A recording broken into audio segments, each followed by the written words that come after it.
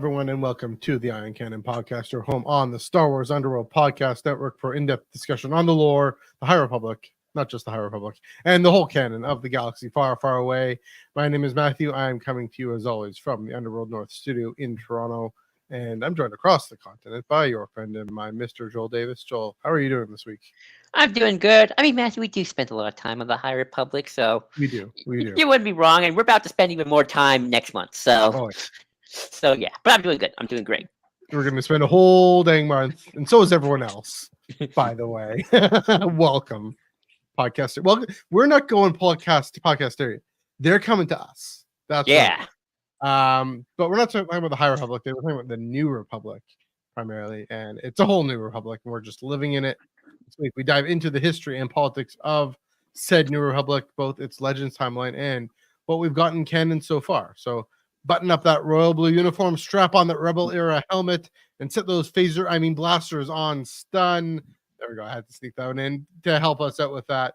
As you can see on the video there, we got another guest in this week, rolling along with the guest. It's Dan, Star Wars Centralized. Dan, thanks for joining us here on the Iron Canon podcast. Yeah, thank you so much for having me. I'm very happy to be here, talk about my favorite era of Star Wars. Nice. So you say would that make you a sequelist, or are you saying like more the Mandoverse, or which era?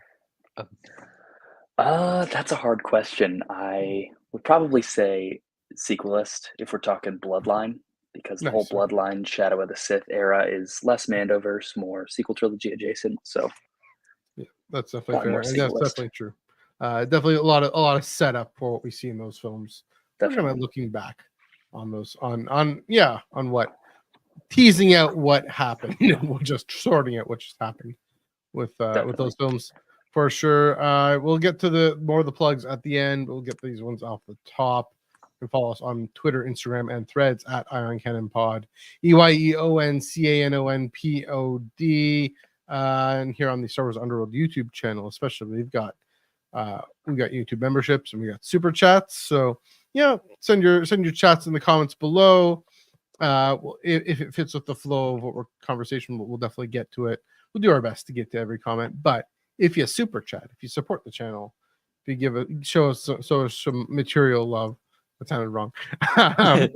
Then we'll bump your comment to the top of the pile and definitely show it. But yes, here on the Star Wars Underworld YouTube channel, great ways to support what we're doing and support what the flagship is doing, and support the tractor beam, which we'll get to in a second. But first, we also got the Star Wars Underworld Discord server. Lots of great conversations in there on all sorts of things on Star Wars. You can witness my conversion to my committing to go to Celebration firsthand in the Celebration channel, where I just talk about. I had karage last week, and it was all I gotta send this Japanese food thing to the Celebration channel because I'm going to Japan next year for my 40th birthday and all that. Excited anyway. Lucky fun times. As far I hope I can go. It's not guaranteed, but I got my ticket, so nice. Here's hoping. Anyways, lots of other conversations and things happening, including Joel movie nights. Tell us about what's going on there. Yes, last Friday we continued our grand on-screen chronological order viewing marathon with more Young Jedi Adventures episodes. We're on now episode 15 of 25. Got 10 more to go. We're almost there. And then we're probably going to make it to the Acolyte at this point, but before we even get to the Phantom Menace. So we might be viewing Young Jedi Adventures episode one day and then straight to Acolyte. And that's going to be a whiplash. It's like, oh, look, the High Republic with everything just happy and kitty and like, yay, and then Acolyte. Well, that part of the High Republic. I mean, that kind of happened in for Free Comic Book Day. That's true. A little bit with the Young Jedi Adventures comic. By the way, before I forget, we got to the episode where Loden Greystorm came and his Padawan. Yes, Bell. Fantastic episode. Bell Fittifar. And any game nights coming up, or is that just further on the horizon? I'm not sure yet. I'm going to try and get in a game night sometime this week, though. So okay, so yeah, definitely check the link in the description below. Join us. Coming in, the water's fine. Joel and Ben really maintain the pool very well. I can put it that way. And so yeah, lots of stuff happening there. All right. One last thing to mention. I took it out of the notes. I took my own other podcast out of the notes. Why did I do that?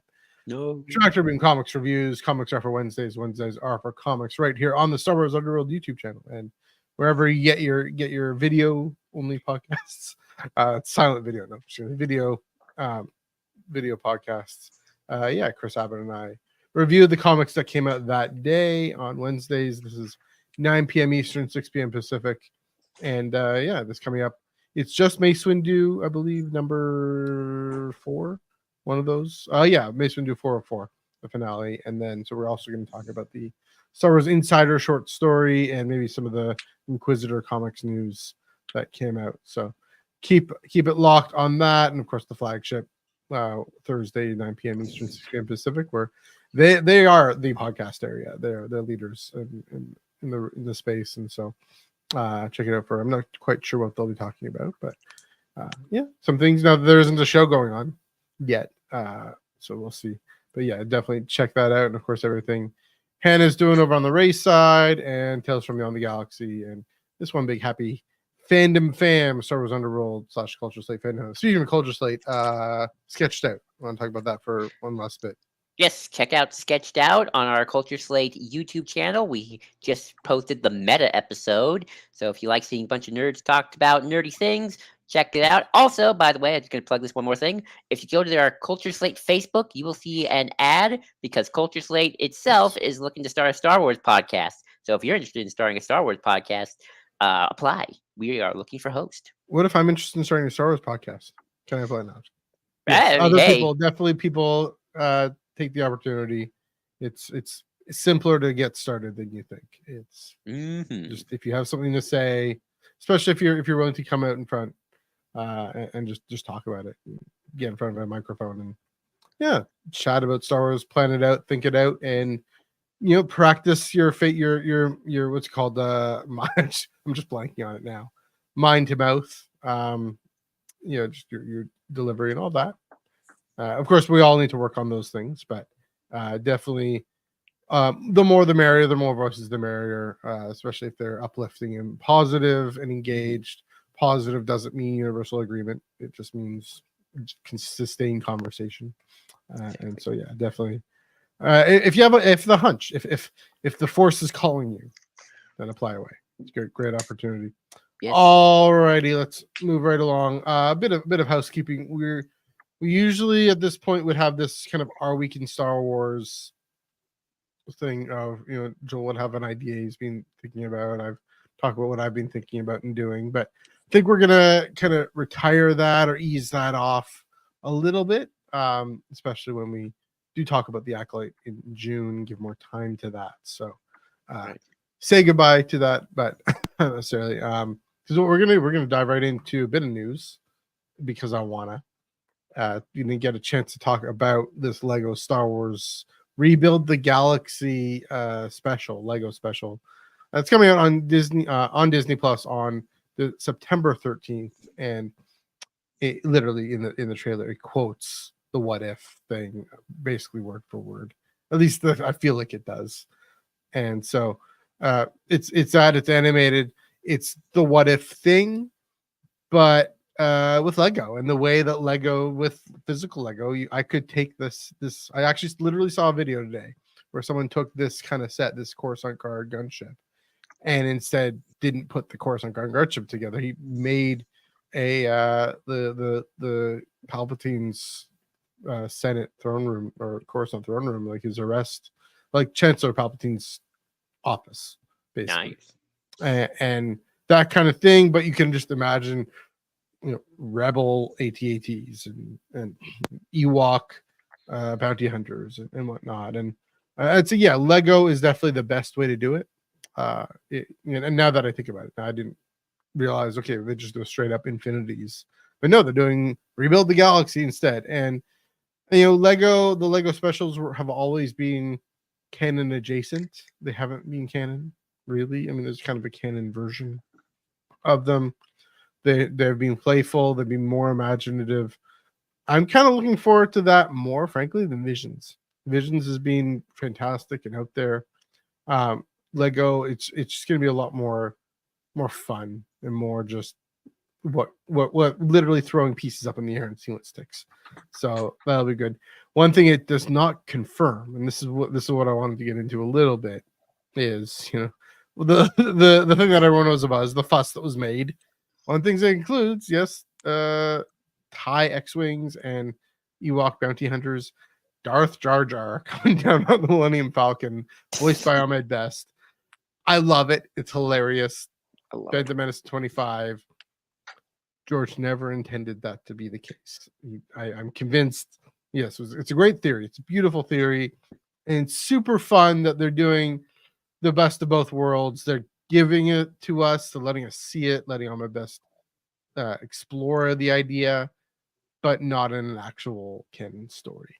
And so hopefully people can understand that, people grasp that this isn't them confirming Darth Jar Jar as a thing in the Phantom Menace or the prequels or wherever, or Chuck Wendig's Aftermath trilogy shows another thing. So the interlude there. So that's great. But then just do that and then just enjoy it. Just enjoy it as like with Visions, just like with the Lego specials. Just enjoy it as a fun, imaginative what if. It's even less than say the multiverse with Marvel. So that's my spiel on it. Dan, I'll throw it to you. Have you been able to see this Lego Star Wars Rebuild the Galaxy trailer? And what do you think? If so, what do you think of it? Yeah, I'm really excited. These Lego specials so far have kind of expressed to me like a vision of the galaxy similar to that in the wackier side of the old Legends Star Wars Tales comics, which were not canon and could do whatever they want. And that's how we got Skippy the Jedi droid, who was R5D4 in A New Hope, who in a Tales comic was revealed to be a force-sensitive rebel agent who had a vision and made his head explode on purpose. So it's in that vein of storytelling, and I think that's always had a place in Star Wars, and that's why I'm excited it's getting a little more out there for this one. Yeah, it's I mean the New Hope Factpov. Interesting, brought that in. So I mean that's also kind of canon adjacent, maybe, but yes, yeah, exactly. Joel, what do you think of this Lego thing, and even Darth, especially Darth Jar Jar? What are your thoughts and feels about all that? I just realized I had myself on mute. Okay. Sorry, there was some a little bit of housework going on. But no, this is way more interesting than the what if. No, oh no, I don't Marvel what if. No, just the what if rumor that was going on beforehand. This is way more. Oh yeah, this is like I love the Infinities comics. Don't get me wrong. I think those Infinities comics are great. And if they ever wanted to like adapt them into like something, like a little animated short on Disney Plus, I would, maybe not a short, but like I don't know, like animated mini movie. I'd be down for that because I really love Tales of the Tales, something like that. But this is way more funny and interesting, and I feel like unlike with DC or Marvel, where I feel like the multiverse what if thing is a little bit better built into the kind of the system per se. I feel like Star Wars is a little less, it's not as interesting with what if. I mean, I love Infinity, so kind of can prove you wrong to a certain extent. But I do feel like this can go a lot more wackier than just with like Rebel AT-ATs and stuff like that. So I'm down with that. And as for Darth Jar Jar, it's great. I love it. I feel like this is the best way to do it. And Ahmed Best is probably living his best life with doing this right now. I'm so happy for him.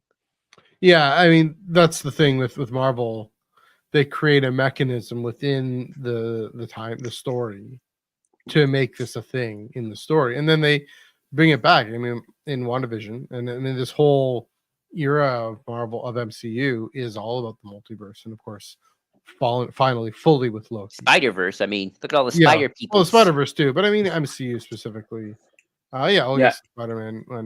But here it's not going to be a mechanism within the Star Wars universe because, like we're saying with the World Between Worlds, there's no time travel, there's no alternate realities in Star Wars. It just, I mean, that's part of kind of what makes it. I know that's an arbitrary rule, but I think the logic of the Force will say, it has to be, and that's the thing we have: storytelling in canon, the power of plot, and whatnot. Yeah, and Star Wars is a pretty inherently deterministic thing. There is one Yeah. way that things go. There are not alternate routes. There's not kind of that relativity of fate. Yeah. And that is what creates a multiverse. It creates a tree because there's different options that could happen. Star Wars operates on a very mythic scale of this is what always happened. Yeah, that's a way of putting it. It's the logic of the mythos, of it being mythic, and therefore, Marvel's less mythic in that way, and therefore, yes, I mean Star Trek definitely is almost anti-mythos, even that becomes a myth. Star Trek has multiverse. It has that's what I'm saying. That's my point. Is they go for it? There's a Section 31 film coming out, from the mirror Doctor universe and all that. Yeah. No, that's my point. Is Star Wars is on the other extreme from that. So it'll be interesting to see. I know that they mentioned the sort of crystal that's in this temple. How they say. I mean, just like and Chris here is saying, they're acknowledging Darth Jar Jar. They're acknowledging these other possibilities. It is going to come around to say, this isn't the story we have, which is, and that it's interesting and really neat and cool to explore these things. I mean, at the end of the day, it's about what does this say about the story that we do have. Just like, and here's the commonality. I mean, the mirror universe is all about saying, what does that say about the Prime universe? What does the Kelvinverse say about? What does Kelvin Spock say about Prime Spock as a character? So, yeah, I get in that sense it'll fit, but it'd be interesting. I mean, again, fans are gonna go wild. And fan fiction. If you want to go ham on fan fiction, then do that. But yeah, it'll be it'll be interesting to see how much of Darth Jar Jar they put in there too. But anyway, you guys have any further thoughts on this one? Nope. Good. Fun. No. Just hoping for more sequel crumbs. Yeah, that's true. I mean, well, that Star Cruiser one. That's my favorite one. Yeah. I love the Ben Solo stuff in there. That's canon to me. Yeah. Well, and that's just I thought you were talking about the Rey thing. Well, all that, yeah, but that's just it. There is a canon version of everything in these Lego specials. No, well, I mean that one has time travel, which exactly doesn't do either. So, but there's a canon version where we can kind of make it work if we want, if we need to. We don't necessarily need to. And that's the thing with Visions, right? We don't need to make it work. With that, it can exist for the story's sake. So, all right, let's go back to canon proper, and the relationship between a few canonical stories here. Joel, you had a quote from Leslie Hedlund about the Acolyte and the High Republic. So, yes, I did. This is from Total Film Magazine, April 2024. Leslie Hedlund on her original pitch. My original pitch for the show was a fully new story, one that wasn't attached to a legacy character. This is back in 2019, so initially it wasn't attached to the High Republic, either because that was just starting up.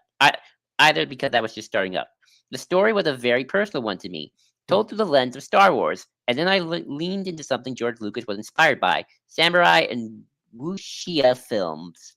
Probably butchered that. Because with The Mandalorian leaning into the westerns and influence on George, it felt like it would be fun to do the other direction into martial arts. Films like Come Drink With Me, 1966, Touch of Zen, 71, and Crouching Tiger, Hidden Dragon, 2000.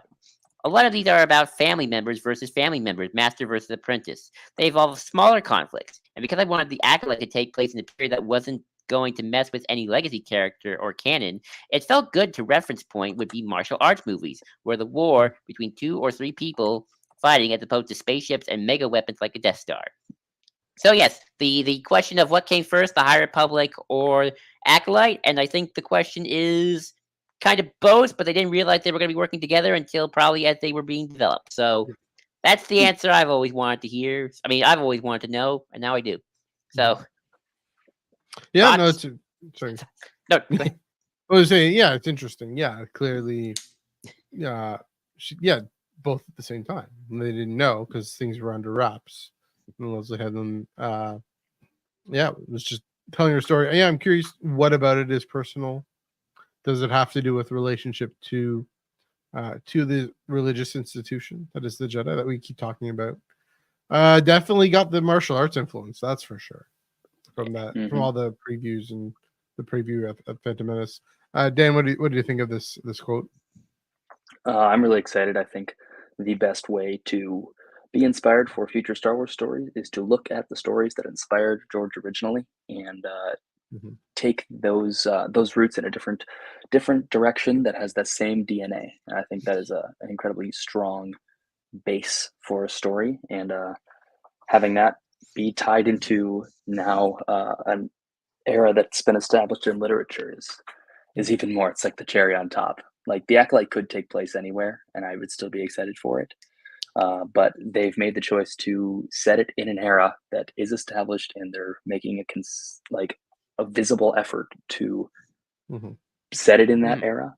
And I'm really happy about that. So it's good. And that leads to, I don't know if Joel, you have anything more to add about this one, but before I get to the Um, follow-up, no, I mean, there's a lot of great quotes here that I could read, but I'm not going to boggle us down with that. But no, I guess I've always wondered, like, what did come from? Was it like High Republic was already speeding up, and then Leslie Headland came up with Acolyte, and like, oh, kind of happened around the same time. So yeah, I mean, that's just the answer I've always wanted to know.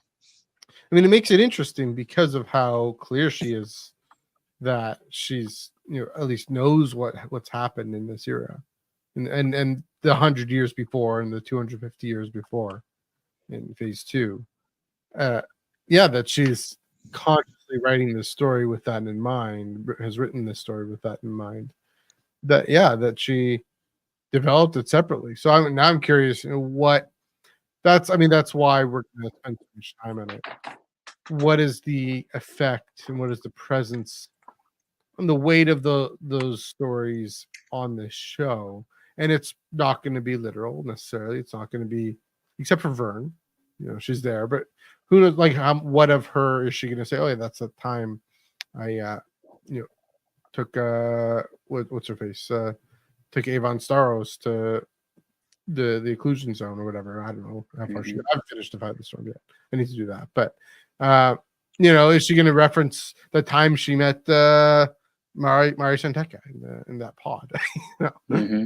All those things. Maybe not. Is she going to reference? Oh yeah, when I was younger, like I keep saying about her, I was this brash kid who thought she knew everything. Turns out I don't. Yeah, I is she think, going to mention Stellan? Like that's a big thing. I'm yeah, wondering. that's a good one too. How much of that I can see. That one I can see. I mean, that's a whole.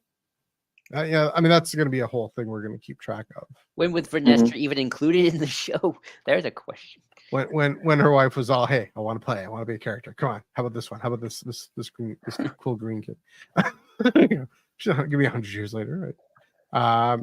On that note, Dan, how I don't know how caught up are you on High Republic? What are you thinking about it so far? Do you have a bit of time? I am completely caught up, other than the second half of Defy the Storm. So Okay, I am so currently reading about that. the same. Yeah, I'm the only person who finished it. Then. Yeah. Yes, you are. No spoils. Okay. But I am. I'm caught up on everything. I think Phase 3 for me is off to a bit of a slow start, but Escape from Bella was a highlight, and I'm really eager to see where things go from here. I guess a better way to say is that a lot of what's happened so far in Phase 3 were things that I would have assumed to have happened before Phase 3 started. Specifically, kind of Eye of Darkness and a little bit of the Marvel run, but it's like we're now at the point of Phase 3 where they're like getting ready to do something big. It's like all this has felt like set up for hopefully what is coming next. Yeah, that's a good way of putting it. I mean, is it a slow start? Yeah, because of the setup. They are also just spreading out the releases more. Yeah, definitely. That'd be part of it. Well, what between phases 1 and 2? What was the highlight for you? Highlight for me has been pretty much anything that Daniel Jose Older has touched. I think I would say the High Republic Adventures Phase 1 is In my top 3 Star Mhm. Wars comic series ever, Wow. I love it. Okay. The Trail of Shadows is probably my favorite miniseries that Canon has done. I'm a huge fan of Trail of Shadows. Mhm. And then, of course, Midnight Horizon and the Phase 2 Adventures run, Phase 3 so far. That's my favorite thing in Phase 3. So that's been the consistent through line for me. Mhm. Let's see. We don't hear that all that often. So yeah, that's cool. I mean, definitely, especially Lula and Zine, everything they've gotten up to. Then young Sav Padawan Sav Maligan. Oh, so great. So yeah, And for sure. and Quart is my favorite character in the High Republic. He's in my top 5 favorite Star Wars characters ever. Quart is just the best to me. Yeah. So, but his maturity and growth. Oh Or yes, it's I got like yeah, almost like emotional like at the end of the series when at the end of the Phase 1 series when it ends with Farzala and Court being knighted. I was just like, wow, these kids have come a long way. it's how I felt at the end of Midnight Horizon when Reef is knighted. I Yep. I That was a good one. I actually cried. It was great. Yeah, Because it's Reef a is my wonderful moment. yeah. So fun That's times. awesome. I just realized I'm the one wearing the sequel trilogy T-shirt. You're wearing a Rogue One T-shirt. There we go. Nice. All right. I think I think that's good for all our intros. Got the warm up out of the way. Cool. So we talked about the High Republic. Then there's the Galactic Republic. And there's this Empire thing. What's this New Republic we speak of? Well, you see, the New Republic lies to the galaxy. It secretly supports the loathsome resistance. I had to. I had to. No, yeah. The New Republic. What is the New Republic? The New Republic. The jokes. What Carson Tib? Not Carson Tib. No, he wouldn't say that. He gets fired. Grief Karga. Rest in peace, Carl Weathers. Yeah, the New Republic. It's something, all right. I'm going to start off just by giving it to the guest. Dan, you're a big New Republic guy. You really seem to get very excited on Twitter whenever the New Republic comes up. So, what is it about the New Republic that you really enjoy and love it as a faction or just as a presence? And you can include your love of it from Legends 2 a little bit if you want as well. For sure. Yeah, definitely. I think the New Republic is I like it so much because just the concept is very interesting to me. What happens when well, so Star Wars starts out as a revolutionary story. What happens when the people who are having the revolution get into power? How do they handle that? It's not always well, as we've seen in canon, but there are also people that are legitimately good and want the best for the galaxy. They're not the cause of that. They're working their hardest, and I just think that's an incredibly fascinating setting for storytelling. Uh, and I really love when Star Wars comments on the real world and on the way that people work, the way the government works. And I think that the New Republic has a lot of untapped potential in terms of political storytelling. That's one of the reasons that I always get so excited on Twitter whenever I see the New Republic appearing, because like I was so excited for it to appear in Tales of the Empire in the final Morgan and Elspeth episode, and it did, and I was rightly fascinated by the political situation that was going on there. So that's probably my reason. I just think it's I don't even know if I like them very much. I just think they're so interesting. Right. Fair. That is fair. That they are quite a fascinating thing. I mean, so much fiction, especially Star Wars, is always about the war. It's called Star Wars after all. Very Mhm. rarely we kind of see the triumph of the heroes. I mean, sometimes we do, like like Korra a little bit. But most of the time it's just like here's the war, and then the war's over, and then we live happily ever after. Can you feel the love? Bump, bump. So yeah, I think you're right on that. It's like Yeah. what do you do? Matthew, I'll toss this question. What is about the New Republic as a faction that you really like as well? Whenever we get New Republic stories. I mean, I'm always curious. It's similar to what Dan was saying, but to see them do the best they can within the constraints that they have. And so, I mean, Mhm. those moments in Ahsoka with Mon Mothma, just her trying to figure out, okay, we have this constitutional republic, we have this civilian oversight over a military, and yet there's also this threat brewing out here with Thrawn. Hera, who we trust, and who the audience trusts, she senses something, and her son senses something, and she's going out there. Of course, Ahsoka senses it too, and it's just a fascinating thing to explore, even constitutional questions like that, like civilian oversight over the military, and what does it mean to reconstruct this whole society on these democratic principles. I mean, we got it a little bit in Star Trek. We get, the West Wing is another another fiction, another fantasy a little bit, but we're using a real constitution that is going in a different direction. But just to explore good guys with institutional power and seeing what happens. I mean, again, the parallels to Star Trek keep coming up here, because there it's about being aspirational, and there is a bit of a moment here with Mon Mothma in this little era, and with Leia. I think we're going to see, hopefully we see more of Leia, where she, and we have it in novels a little bit, even in Bloodline, where we're building a government. I keep coming back to that moment in Life Dead. I can hear it because I did the audiobook for that one. Mon Mothma is telling Leia, we can't simply be a rebellion anymore. We're building a government now.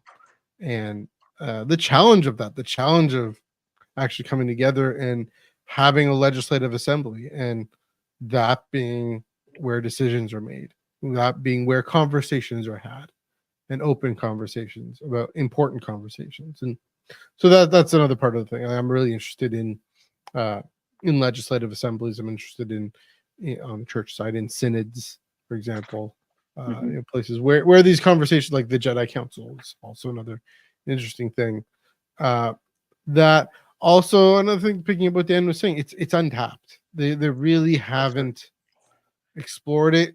It does kind of go against the Star Wars DNA, where the institution is either corrupt or really inhibited or outright villainous at the Empire, right? And so to actually present within the constraints of canon, in this case, and constraints of the universe, an alternative possibility, we know what happens. We know that it becomes inept to challenge the First Order. But explodes. But for the time being, I know this goes back to Dom's conversation with Paul Sun-Hyung Lee. We know what happens, but here are people fighting on course, literally on Coruscant, to try and actually, or on Trudrilla. But they're I guess they're on Coruscant, whatever, they don't specify. So we know they're Coruscant. We know, I guess Coruscant's kind of de facto the capital anyway, but or at least where the meeting is, wherever the hearing is, whatever. They're doing their best with what they can, and so that's also, I mean, that's what the late Republic, why that's fascinating, why the Jedi Council in the late Republic is also fascinating, doing its best with what it can, and so it's fascinating. We need more. Like, I agree, we need more stories. We do need a Leia story at some point. I hope so.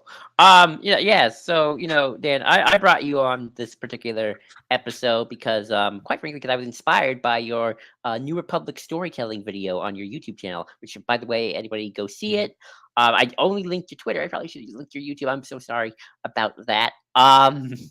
Next time I'll do better. All good. But to go see that video, it's really good, really well thought out. I think, Matthew, you also had a chance to look at it again. Okay.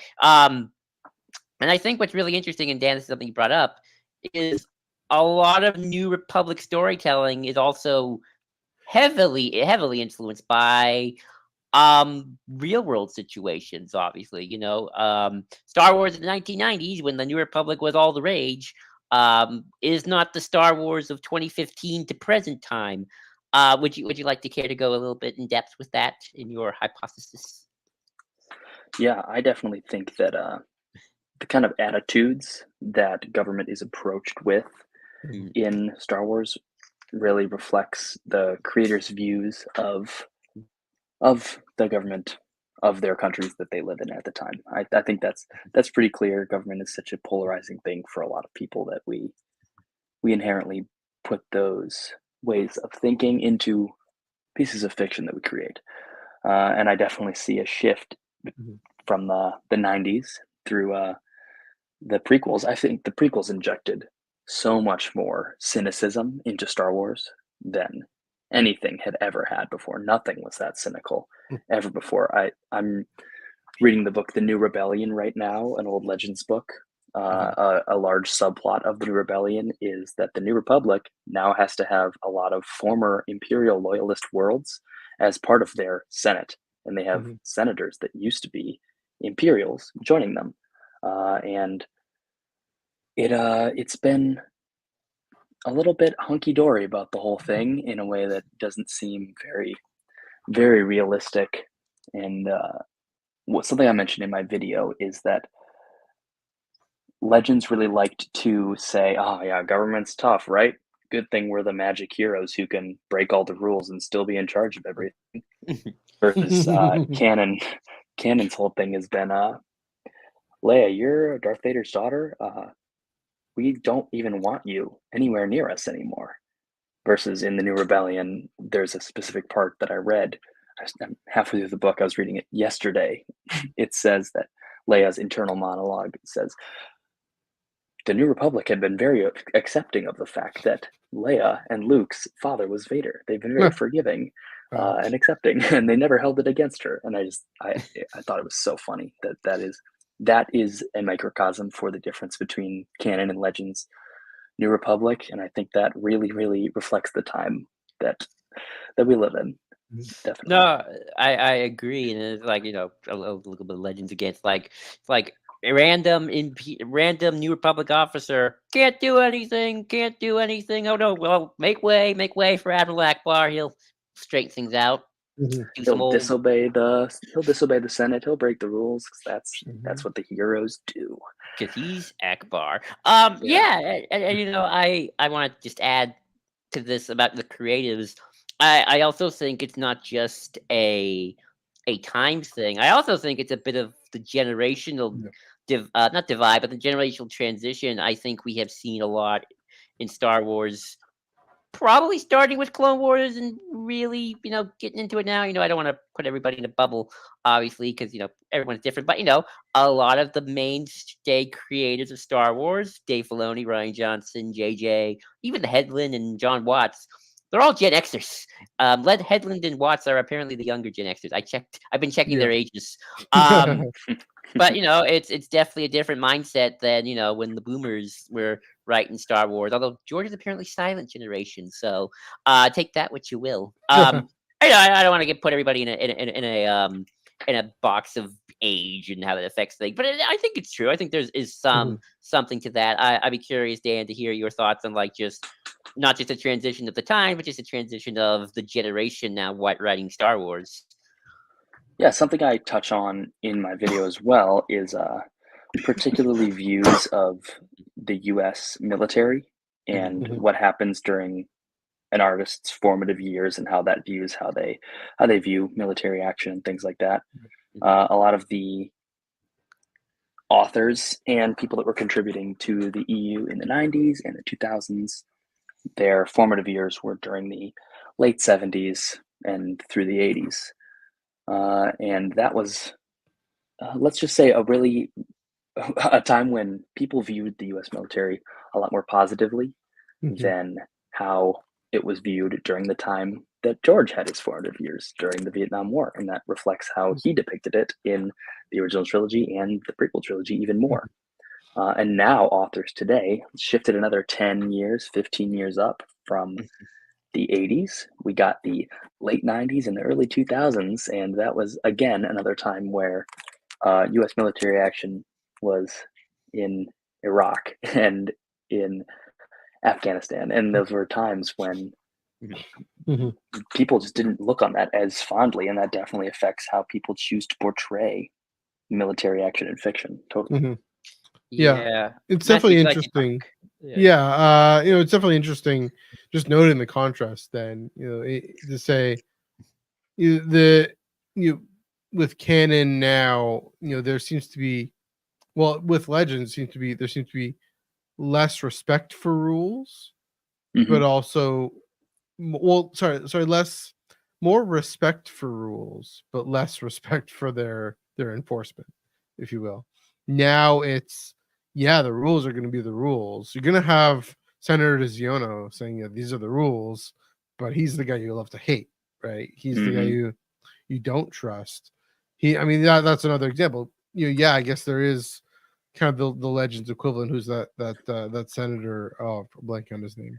Forced Forced failure? failure. Yeah, that guy. You guys both know what I'm talking about. He's kind of the equivalent of Ziono, but he's kind of laughed at. I think Ziono is taking more seriously in this. He has to be outmaneuvered in this. I Yeah. don't quite know the stories with Phala, but it seems like they just kind of bypass those things.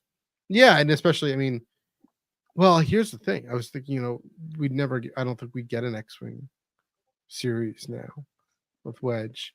But we almost had what's her name, the Wonder Woman director. Patty Jenkins' Rogue Had Squadron, you mean? Yeah, I mean I'm wondering if that's part of it is that the tone of that film just isn't going to match with Gen X and millennial cynicism about Yeah, that's an war. interesting thought. You know, just wondering there. Again, there are some nods like Squadrons is the only really story that comes to mind that really hits that. Hmm. Yes, of course, there's the sequel trilogy, with Poe, but then there's this film, The Last Jedi. Now, wait a minute, what are you doing, Poe? Why are you sending those bombers in? What's going on? Hmm. Yeah, there's definitely it's far more realist and far more. I mean, yeah, like cynical. Yeah, it can be cynical. Um, I mean, I'm hoping that's the thing with it being Untapped. Again, I'm hoping we get stories that aren't cynical, that are still realistic. Yeah, and then Because we have story and we can get stories of what would Mon Mothma do? What does Mon Mothma do? We get the Aftermath trilogy. We get mhm. we get her in Ahsoka. Let's get more. I mean, definitely get more of Mon Mothma again. When there isn't, she doesn't have to well, that's the thing. It takes her so much longer to resign her seat and actually step down and become the leader of this rebellion, because she's still trying to do her best in clearly an evil regime. And Mhm. so when the regime itself is more neutral, because the New Republic isn't evil, it's just limited by very good democratic norms in a society that isn't actually democratic norms, democratic rules that are buffeted by some norms, but in a society that wants to recover them but isn't used to them. So they have this Mhm. ideal of what a democracy is, but democracy is something that, I mean, that's the thing with the thing with the yeah, we go, Joel. Or maybe that one. There we go. We're good. There we go. Okay, well, figuring things out. There we go. All right, I'll do that. Democracy can get given away. It also has to be practiced, right? The idea of having, like you talked about, open conversations, freedom of speech, freedom of religion and assembly, the freedom, not just negative freedoms from, but freedom to, and the actual exercise of that. The one of the biggest threats to our democracies, here in North America and the West, is voter turnout. We're just not used to it. Our lack of efficacy, not just voter turnout, but general efficacy overall, because we're just not practiced in, well, not just the reasons we're not practiced in having agency and efficacy in our public discourse is because there are powerful institutions, usually private corporations, but also others, and the ones that are in league with political parties and all the political parties that disenfranchise.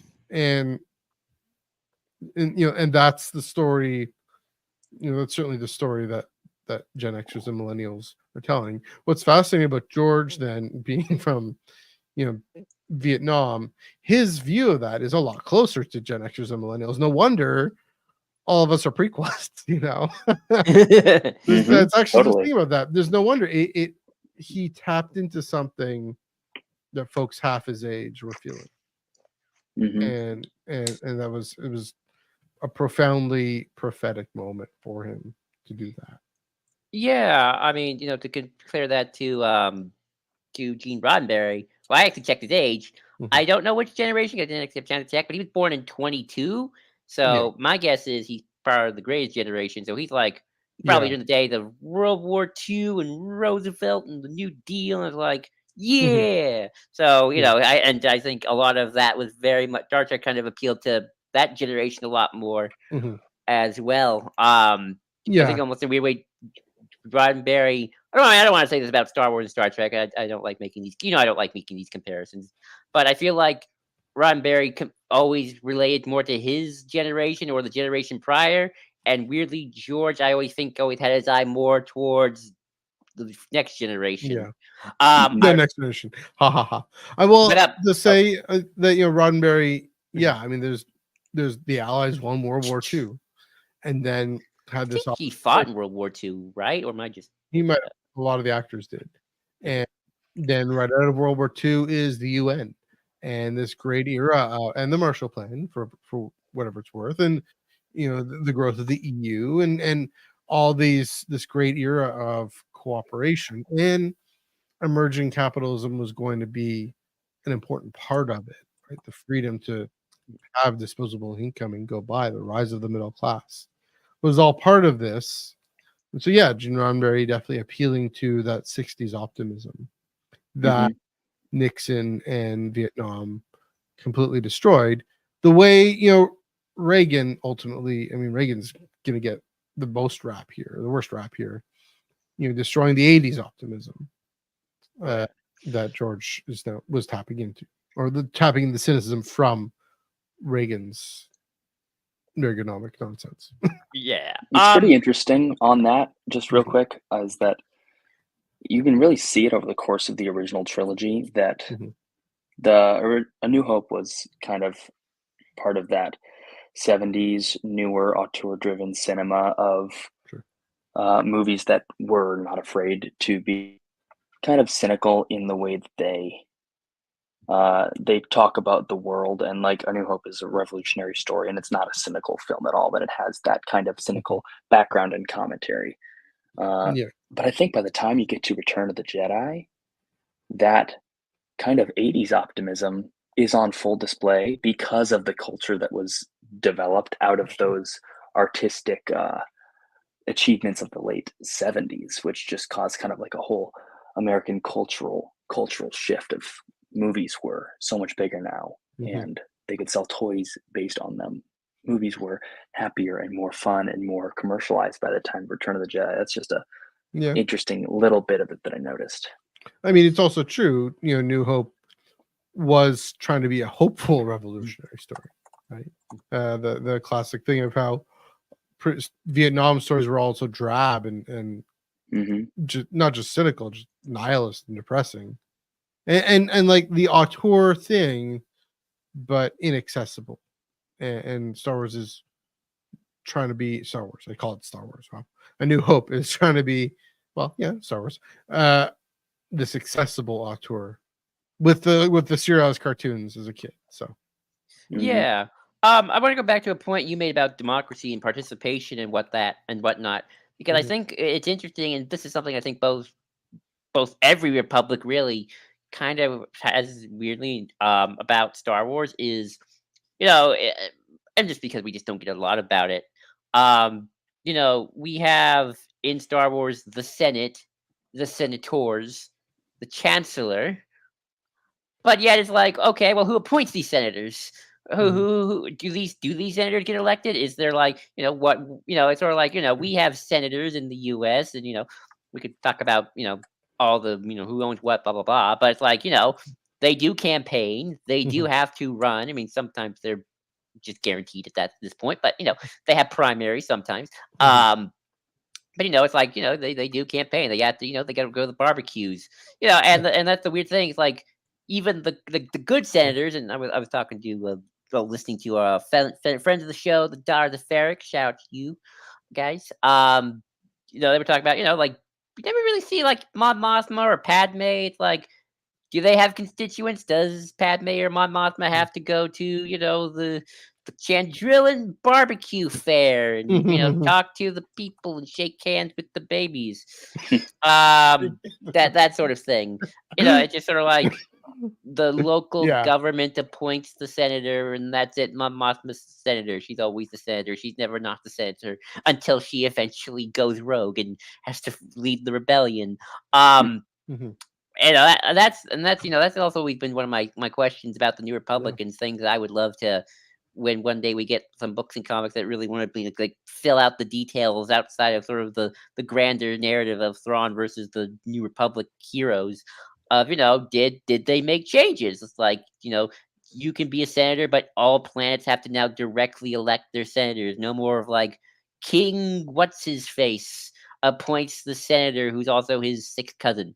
Um, are there like more Or regulatory rules? Queen Brea, who Yeah, appoints the senator, her husband. her husband. Yeah, that's Her a hus- little weird for Yeah. Alderaan. her husband slash Prime Minister of Alderaan too. Yeah. Viceroy of Alderaan. He married into the royal family. Not the other way around. So it is one of those things. And I'll pass it to you, Dan. Like, have you always found that interesting about it's like, yeah, for a democracy, there ain't much democracy. It's almost like 17th, 18th, 19th century America, where it's like Hmm. only the landed gentry could vote. Interesting. Almost. I wouldn't be surprised if that was a rule. Yeah, if you look into how it operates specifically, we don't know how elections for senators or local leaders work in canon. Mhm. We don't have a big example of that, but again, in Legends, the way that the New Republic works is that they just allow the planet. You decide. We can't Mhm. tell you how to run the elections on your planet. You get to decide.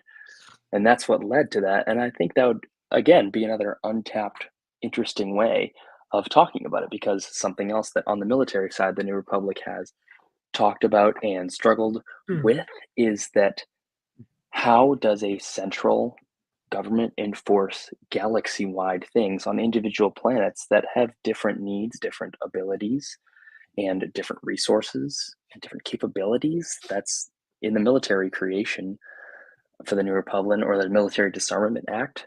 They disarm a lot of world, or they disarm the central New Republic military that was the rebellion, and they tell independent worlds you can create your own defense forces. We'll give you some money for that, but you can create your own defense forces.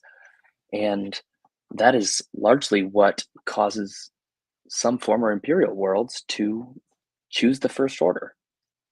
And that same thing could be with elections. Some people could see the New Republic as corrupt because, in order to not be the Empire, in order to not be that kind of authoritarian regime, they let things go maybe a little bit too lax. And that's, again, another incredibly interesting storytelling opportunity that someone could take, because elections in the New Republic could be incredibly messy. It's a galaxy. How would you possibly organize something like that? Vote for the Chancellor of the Galaxy, everybody. I know. Mm-hmm. Well, I was just talking, thinking about elections in India. Take a month long because there are a billion people. Yeah. Yeah, So interesting. imagine, how they do. Well, I mean, even in the late Republic, it was the chancellor was elected by the Senate. But in the late Republic, the chancellor was mostly ceremonial until it wasn't. So, there's that. Yeah. One funny thing about senates, you know, I have a senator. I don't know who they are. I didn't vote for them. The prime minister, the crown appoints them on the advice and consent of the prime minister.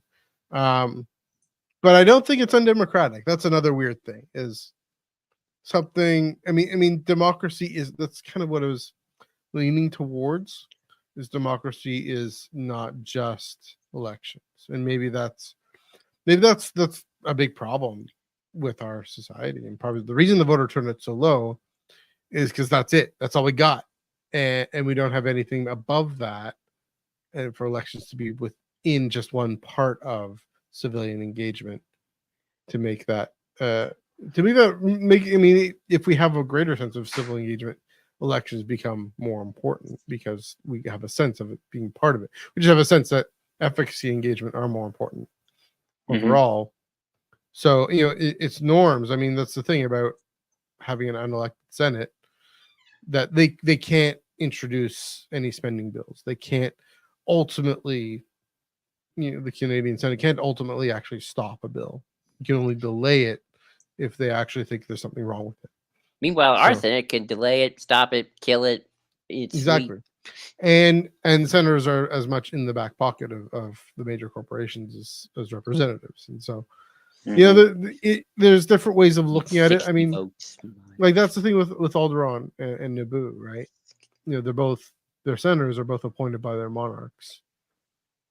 At least Naboo had an elected monarch. They had an elected monarch. True. Yeah. Not in Alderon. It's a royal bloodline. Yeah, it's a hereditary, but they still have democratic norms, and that's So, the New Republic, trying to develop those norms, and that's another, to answer the original question. That's what's fascinating, is it's the struggle to actually get people used to this again, and for Mon Mothma especially, the struggle to get people used to it again. I mean, that's why. But to your point, we see in Bloodline why Leia's parentage bloodline is a third rail, because people are going. The pendulum swing in politics is also a big theme. Definitely, and especially in foreign policy, we go from super isolation. Well, the Americans go from isolationism. Pearl Harbor gets attacked, and then they become world leaders, right? The world leadership takes on, global. Well, with Bush too. We're gonna have this coalition of the willing. Forget the UN. We're gonna go, and then Obama says, no, we got to actually have more rapport with the rest of the world. But even then, not to the extent that I think we'd want. The big example of the pendulum swing, we mentioned demilitarization, right?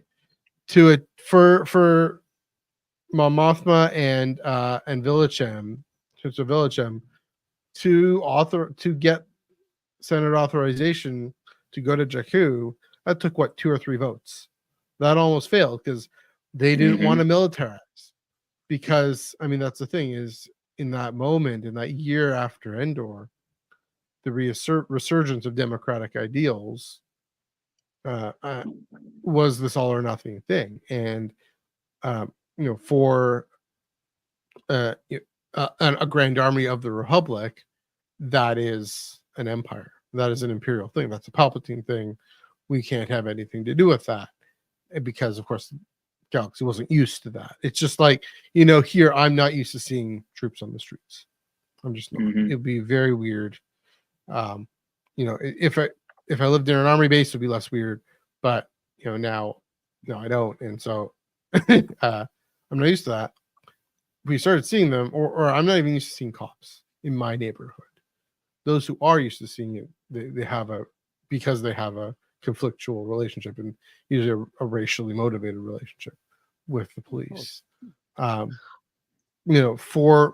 that to go from one to the other and then back again, when we finally defund the police the way I think we should, and not all the way, but the call from George Floyd era, from not George Floyd era, from a few years ago, that's still there. There's going to come a time when we're going to actually draw down on all the spending in social programs and in structural infrastructure and social capital infrastructure, and think, oh no, we need to refund the police. I'm going to oppose that. There's going to be a lot of opposition to that. It's understandable, but Mon Mothma says there's actually this real threat over on Endor or on Jakku. Yeah, it takes your 3 votes, I think, and that's partly Chuck Wendig ramping up the tension in Empire's End, but it's a great point that they were really pushing these norms in an all or nothing way, and in the growing pains of a new democracy. Right. That Would you? a more mature democracy is able to look at the threat, to say, okay, COVID-19, okay, Emergency Measures Act, the FLQ crisis here in Quebec. I'm not in Quebec, but actual assassination of the British High Commissioner. Yeah, we got to actually respond without it eroding our democracy, without it actually stripping away our democracy. And that's what the New Republic always struggled with, was saying, how can we have a military? And that's what I think with Senator Ziono is really trying to push in his heart of hearts and the mind of minds. And that's what's so interesting, as we understand it, is how do we have a military that is still accountable to democratic norms? And by that, I don't just mean elections. I mean those rights and freedoms that democracies require. Dan, I'd be curious to hear what your thoughts on are, like, especially about New Republic demilitarization, and especially the differences there in terms of how that has affected New Republic storytelling. Yeah, I think it's a really, really interesting question, because New Republic demilitarization, to me, is a lot of kind of what Matthew mentioned as the pendulum swing. A lot of the goals of the New Republic, especially you really see this from Mon Mothma in the Aftermath trilogy, is that we really don't want to be the Empire. Which, working together hand in hand with Bloodline, is really fascinating, because Bloodline does present, and the text of Star Wars canon expanded universe, like, does present the fact that it's, like, horrible to even say it, but maybe the Empire did do a few things right.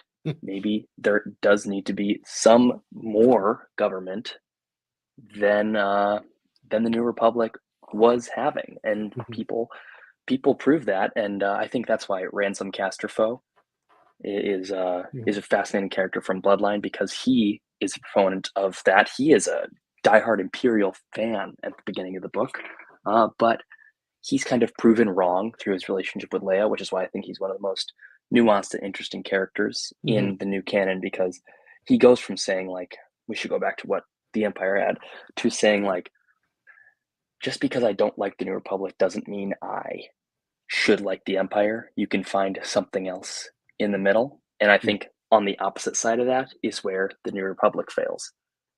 You don't have to be everything the Empire isn't in order to be good. There is a middle between that complete decentralization and that total authoritarian nightmare that is the Empire. You can find some place more in the middle, and I think that's where the demilitarization comes from, is that they weren't really looking for any place in the middle. It was kind of a hard pendulum swing to the other side. And now with the uprising at Exegol and the rise against the First Order, it's going to be really, really interesting to see where things go from there, because that was a civilian military uprising, but not a government one.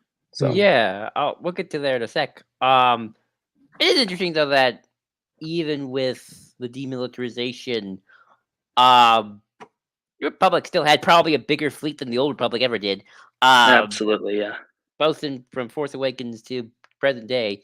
One that I always say, it's like, on a one-on-one battle, I think the New Republic fleet could have taken on the First Order if it wasn't Starkiller. Like, you mean those, like, at the small security force around Hosnian Prime? Is that what you're referring to?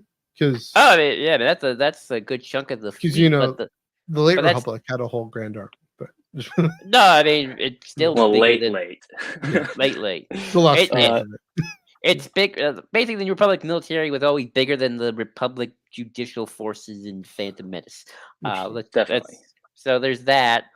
I always find it interesting that when it comes to, like, the Empire and the factions, it really focuses on the military, but yet the civilians are kind of allowed to stay. So it's like, your mob or I mean, I guess moths are technically political appointees, but semi-military.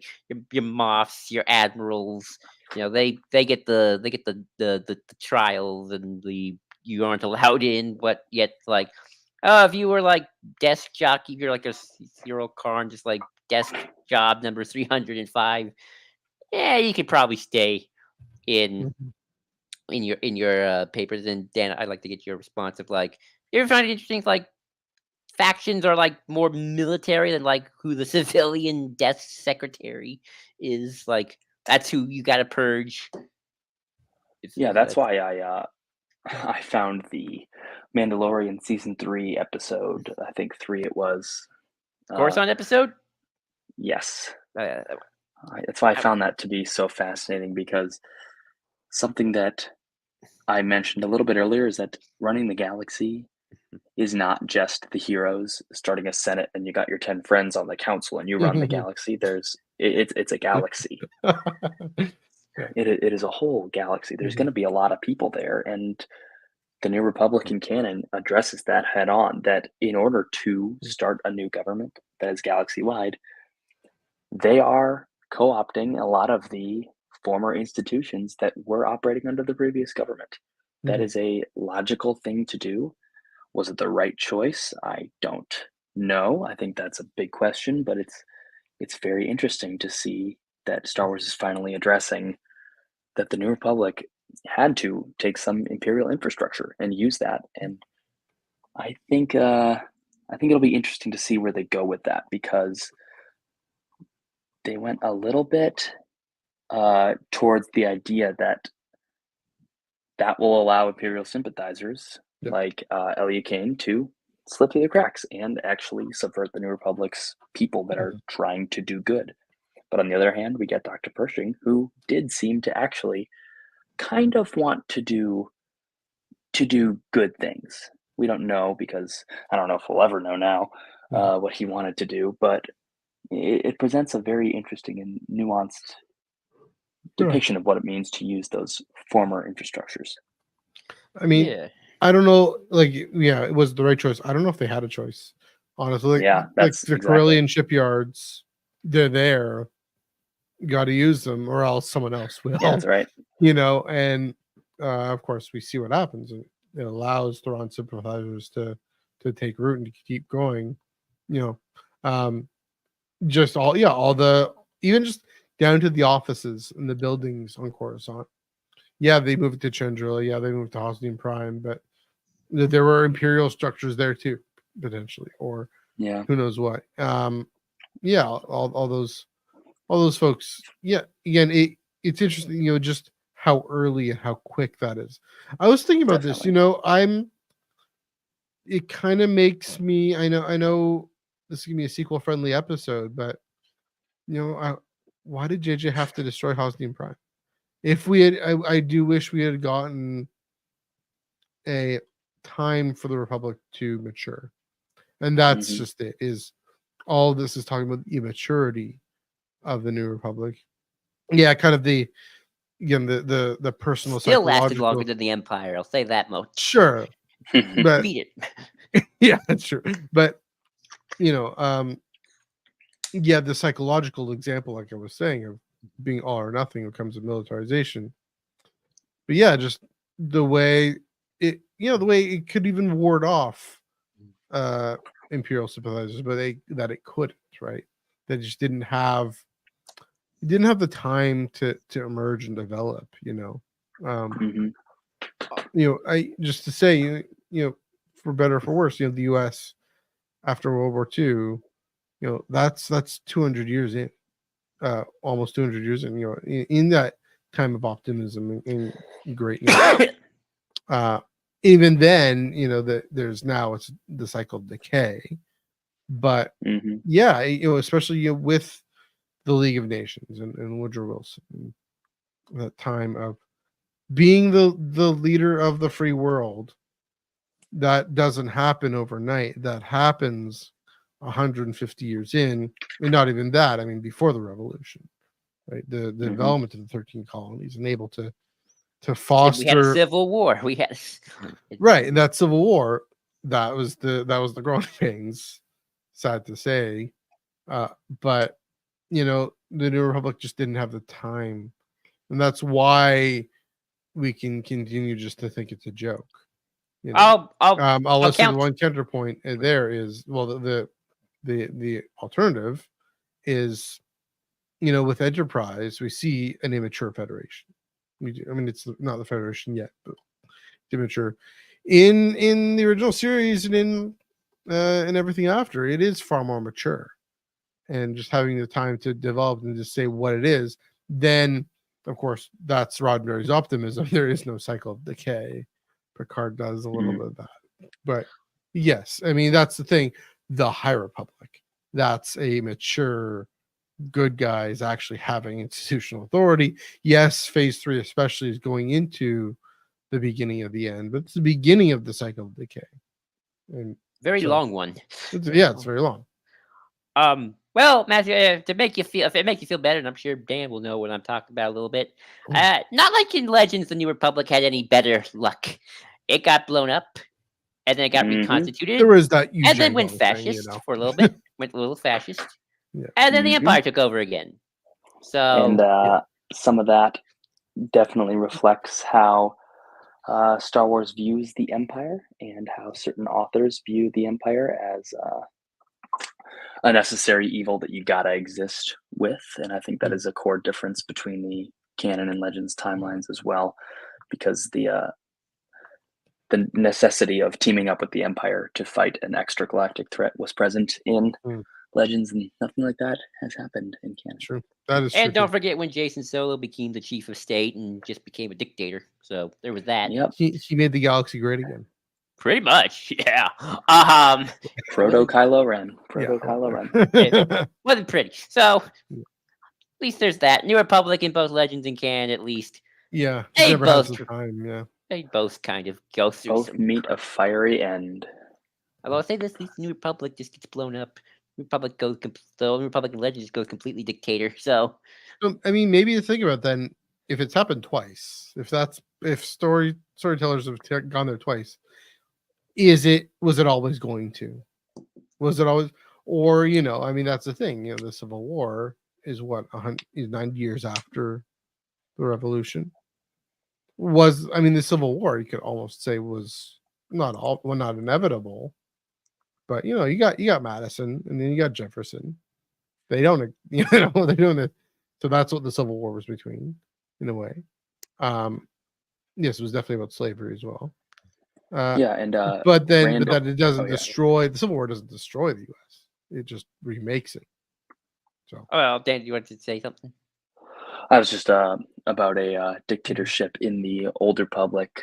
There was 1,000 years of the Old Republic's history where a humanocentric religious cult took control of the Galactic Republic and used it to wage war on all aliens for 1,000 years. Well, there we go. Old Republic had some growing pains too. Is that Tales of the Jedi, or is that somewhere else? That's a lot earlier. I think that was mostly just mentioned in source books. I don't know if you've ever had a story that appeared during that era. Nope, it was just the Essential Guide to Warfare. But I'll say this in terms of inevitability. In terms of inevitability, Matthew, I think that's not really a question of history.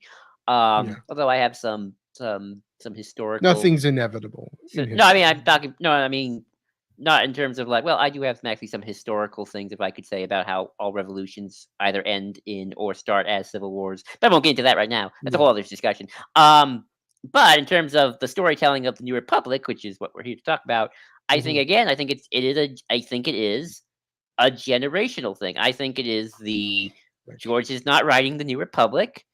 It's other people who have a different view than him, maybe even different age set than him. And I think a lot of it, it's like I've always said this, Matthew. I do think some version of Episode 7 was always going to happen, with the exception of George's. I think George's was the only one that was going to be the most weird and esoterical, and meta. Well, that's just true for George about anything, right? About the weirdness. But I'll do this to you, Dan, because you brought this up a little bit, and we do know a little bit about his treatments, just a tiny bit. But Dan, what's your speculation, I guess, of what George would have done. 'Cause we talk about that sometimes on this podcast for fun. And maybe how he would have done the New Republic if you just wanted to hazard a guess. Yeah, I actually made a video about this as well. There you go. I have a video about how George Lucas's plans for the sequels most closely correlate with the things that happened in The Last Jedi out of all the sequels.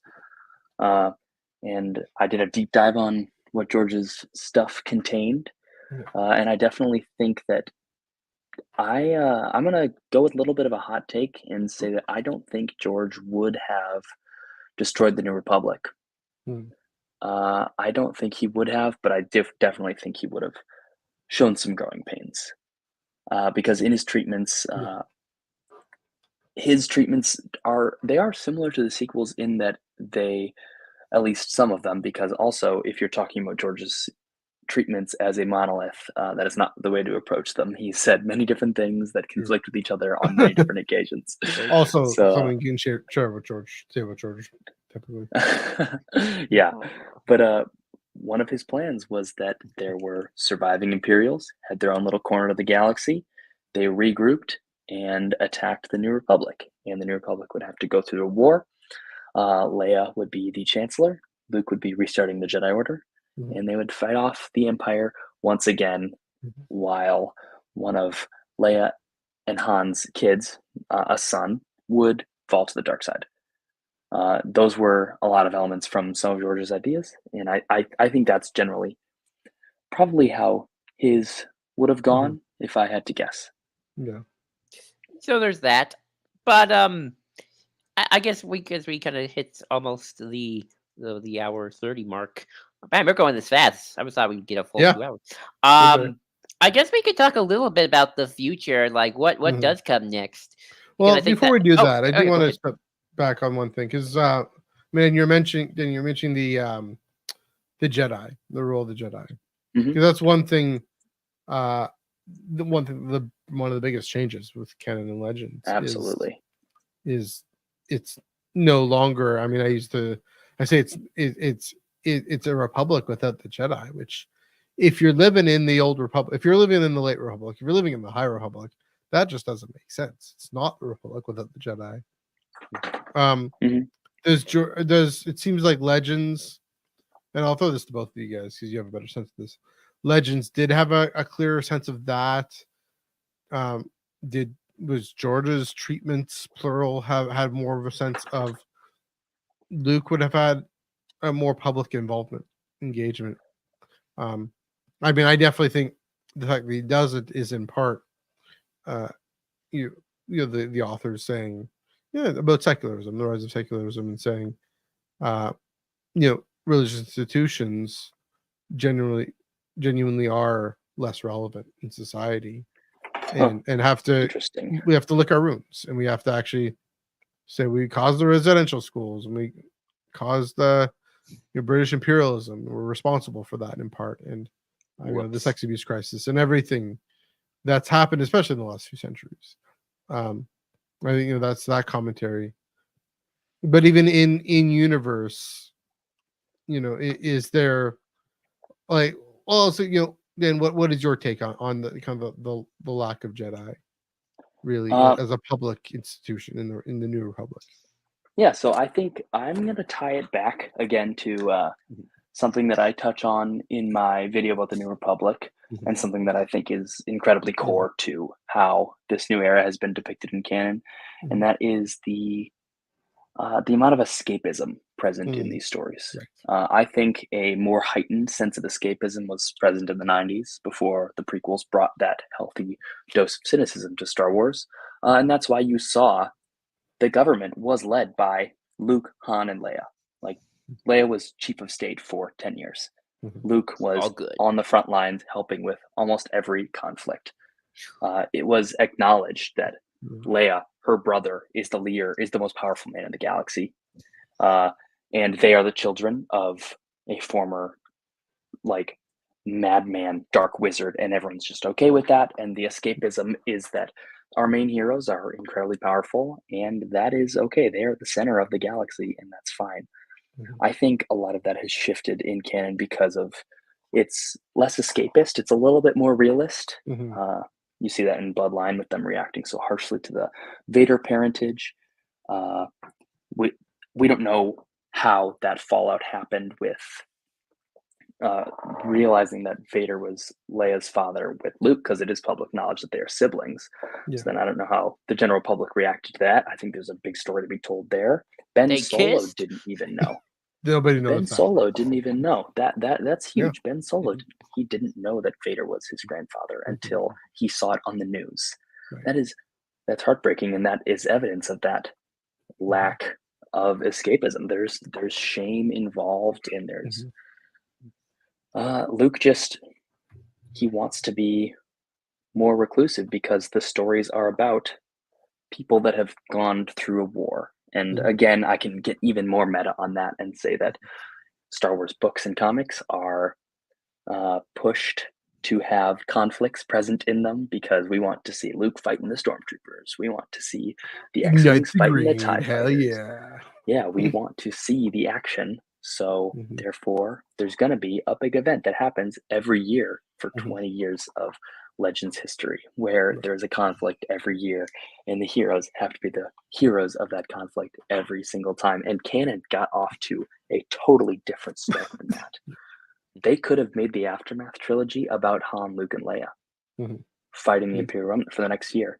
They chose not to. They chose different people. They chose ground level people to see this huge conflict. Yes, they interact with Leia and Han a healthy bit, mostly in life debt, but it is generally focused on other people, and that's why kind of Luke takes a back seat, because he's not responsible for the entire galaxy in canon in the way that he was in Legends.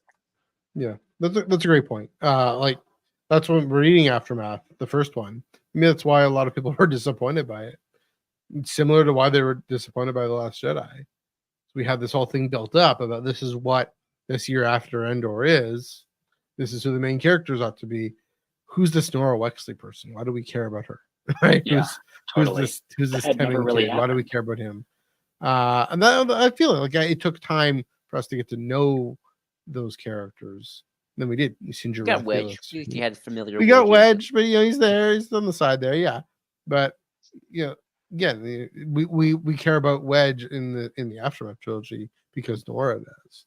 Right? And he's Wedge. Yeah, and he's Wedge, but I think that's really where the story ends up going. Is it's like a tertiary character from the original trilogy becomes a secondary character in Aftermath. Like that's the biggest connection we have. Yeah. So here's this is kind of a tangent question then. High Republic, Camelot, Jedi are the main characters again. And in phase 3 with Avar, she's questioning her own legend, and it is more realist with the fall of Starlight and and the Occlusion Zone, the Stormwall, and all that, and the rise of the Nile. But is that more of a return to escapism than Star Wars has really ever seen since those Legends days? I mean, what do you guys think of that? Dan, you go. I have an answer, but you can go first. Oh, thank you very much, Joel. I think that the High Republic is a little bit of a return to the escapism on the surface at an entry level. Right.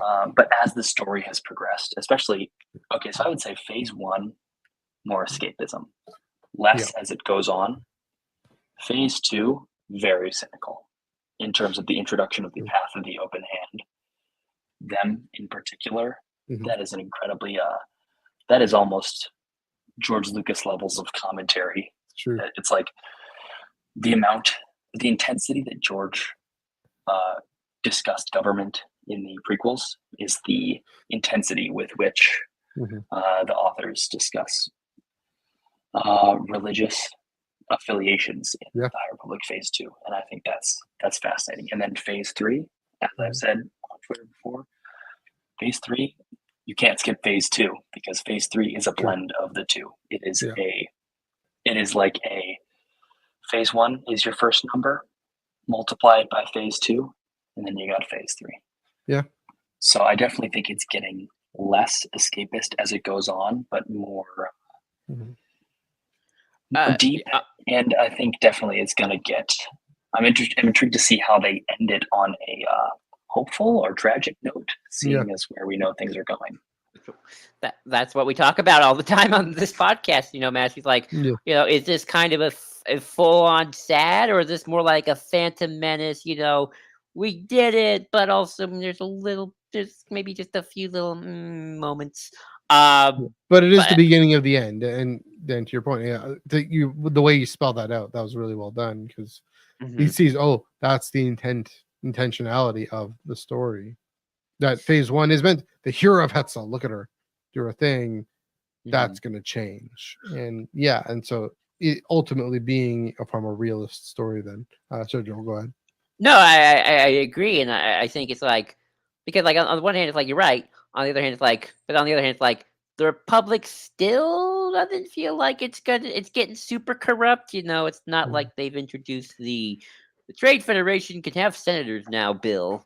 Right. Um, and There's Lena still a couple So centuries there from that. But yeah. right, and Lena So still very much seems like she's on the up and up. She doesn't seem like I mean, she can't obviously be like we don't want her to be turned into like full on Palpatine here for a Yeah. second because we still got 300 years to go, people.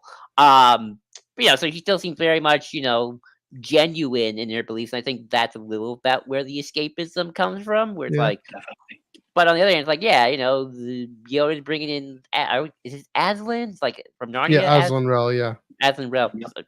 from to the GI Council. What the heck is that about? And I'm curious if like we'll start to see even the gray in even the Republic side because we're seeing it in the Jedi side. We're not really seeing it with the Republic just yet. Even the Just most a little bit, yeah. just a little bit, but like even the most critical Jedi senator is still, like he's not like Yeah, a secret Sith puppet or even a Ziono kind of like he's just like, I just think the Republic we gotta stand on our own 2 feet. Like that's pretty decent. That's a decent way to think about it. But yeah, I 100% agree with that analysis. I think that is spot on. Is that and I'd be And that curious to actually, see. Oh, yeah, go ahead. that's an interesting place where canon and legends and the High Republic and New Republic collide. Hmm. That is a big point of difference that I have noticed in these different stories. Is just what you were saying, Joel, that this senator in the High Republic Yeah, that is Tia-Tun, more, yeah. Tia-Tun, he is not a Nihil plant. He's just a person with an opinion. The same thing can be said in the New Republic. Yeah. There are senators in the New Republic who lived on a planet that the Empire brought industry to, and it didn't reach the point where it got bad. So maybe this person has a lived experience that associates the Empire with progress and a good economy. Tam. Yeah, exactly. Resistance. And that's really intriguing to me, and that is not something that happens in Legends as much. If there is a New Republic senator, like excluding Borsk Failure, but like an example, an example in the New Jedi Order, the Yuuzhan Vong invasion, there are senators that are pushing the New Republic to not act, and they're saying, "Oh, that's sensationalized. We don't need to send our military to fight this invading alien force." That senator is revealed to be a plant from the Yuuzhan Vong and working with the enemy. If people in the government are going against the heroes, they have nefarious purposes. Whereas in canon, it's just people. Yeah, except for Clarice Indian, but she's the exception then. And Exactly, that's the difference. She's the exception. She's the exception to the rule. Yeah.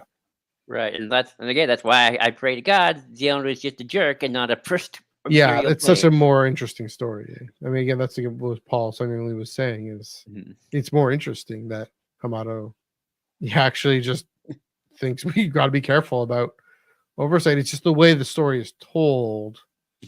We'll see. We trust Hera. We see Thrawn. We see what he's capable of. And that approaches those old legends' way of approaching things, of saying, this is a hero we've experienced so many adventures with. Do we take their word over legitimate democratic concerns? It's true. Yeah, I mean, good thing Leia was the defense minister at the time. I'm just, but no, you're right. And I think you brought up a good point, and we could make a whole discussion on this. But just kind of to hone it in just a little bit, I think it is really interesting as Star Wars has expanded beyond obviously the original 6 films and even the Clone Wars has kind of lost that escapism, but also has it, and it's sort of like looking at the various installments of kind of everything and kind of asking, okay, is this gonna be more escapist leaning, or is this gonna be more in the realism? And Matthew, I think one of the things Mhm. I've sort of warned. I don't know if I've warned, but I've definitely brought up. I think I have in the past when it comes to Acolyte, and I think this is. I Yeah. think I now finally can phrase it is okay. If Phase 3 is like kind of a weird blend of realism and escapism, is Acolyte now just going to be full on realism? Or like, are we Yeah. going to be full on tilting now to like the realism instead of the kind of the escapism that was the early High Republic? Especially Yeah. considering how close we are getting to the prequels by that point. Mhm. That sort of cynicism will be there. Are we going to see Are we going to see the High Republic or the Republic's path? Is it going to be clear after watching the Acolyte that this is descending towards the Phantom Menace? It's interesting.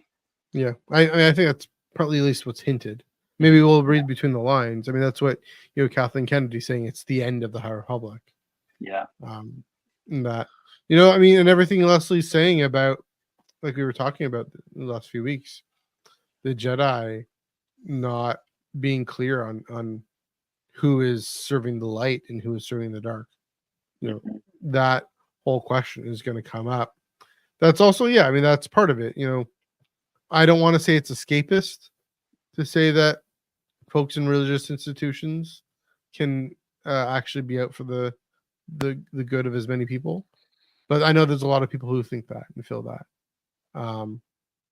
I'll say it's escapism to say that anyone with more church authority is lily white and not not has to grapple with the tensions of power and even coercive power in the sense of discipline and getting things wrong and but it's a mixed bag. It's not that's the thing with, if we see stories about the Jedi being the mustache twirling villains, I think some people want to see that. I think that's a bit going too far, too quite frankly. I mean, I hope to this force we never see that, right? Yeah. That to me is escapism also. Whereas we see that, different type of escape. we see that in fiction and fair enough about historical fiction, fair enough about how church authorities are the mustache twirly villains, and okay, some of them probably were, in a lot of ways, but it's I just the reality is that it's more complicated.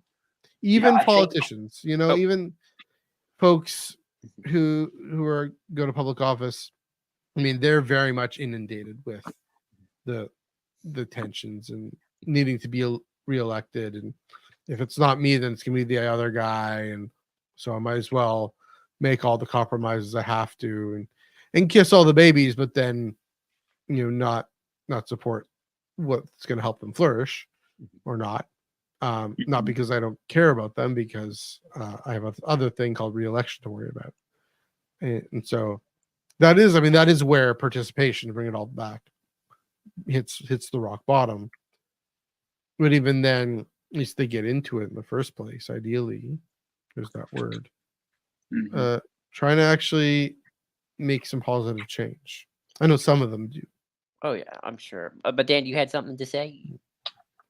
I was just going to say that this whole escapism versus cynicism debate is why I really love The Last Jedi. Yeah. Because core to The Last Jedi is both in and out of universe messaging is the fact that escapism is not something that should be retreated from. It's not something you should live in, right. But it has power, and learning to believe in it to an extent and let it motivate you can be the most powerful thing. Luke Skywalker cannot physically be the person who faces down the entire First Order, but the image of him, that escapist fantasy of him doing that, the image of him doing that can inspire a galaxy to face him down, or to face the First Order down. And I think that is what the High Republic, I really hope, channels in this ending.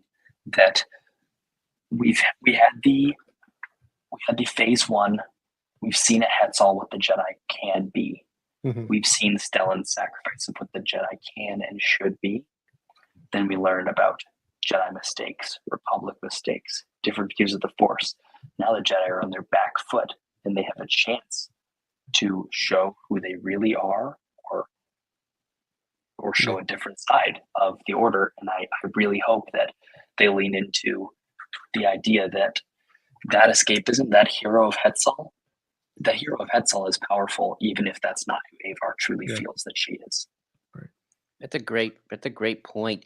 Yes. But I do want to talk about this one last thing before we depart, and kind of as a culmination of everything we've been talking about. Hopefully, praise the Force gods. We will be seeing the continuation of Rey Skywalker's journey very soon. We get even a little bit of hints of some Galaxy's Edge holocrons. If anyone saw that, some good stuff about Rey talking about how she's trying to make something new with the Jedi, but not necessarily abandoning the past as well. And Dan, I'll throw it to you. I mean, this is more about the Jedi, but I guess I'll talk about the Republic.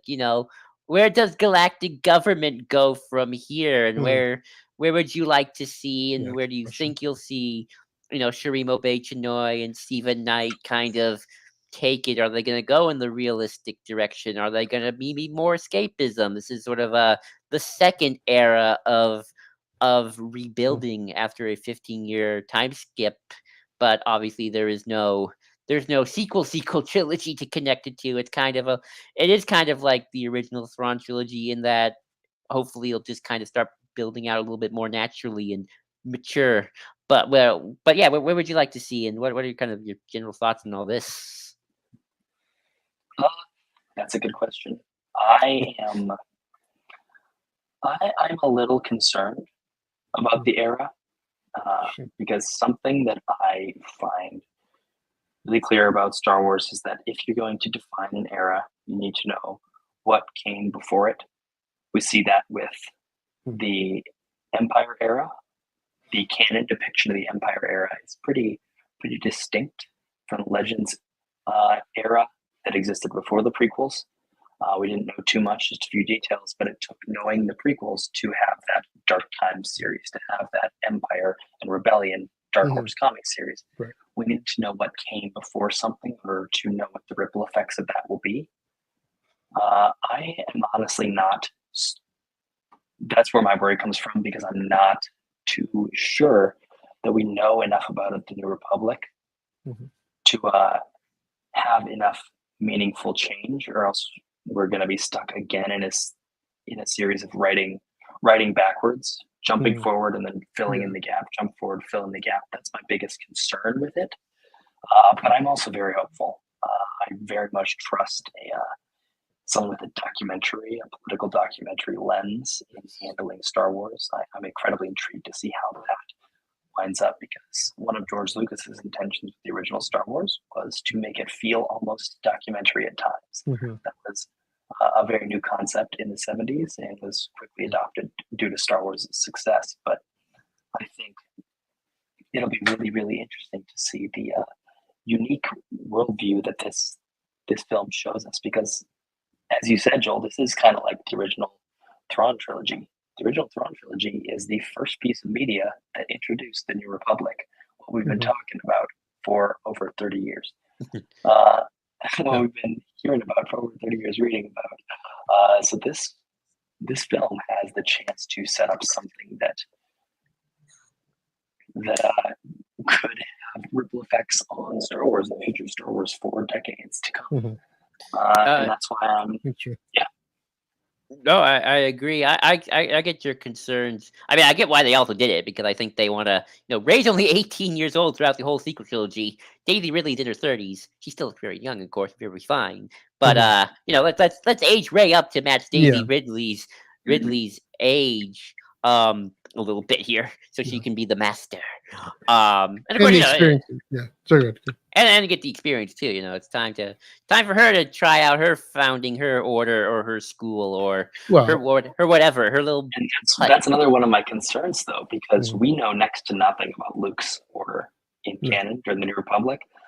So I feel like it's going to be tough to see what Rey meaningfully changes from Luke's, Mhm. because we still don't know how much Luke changed from the prequel era.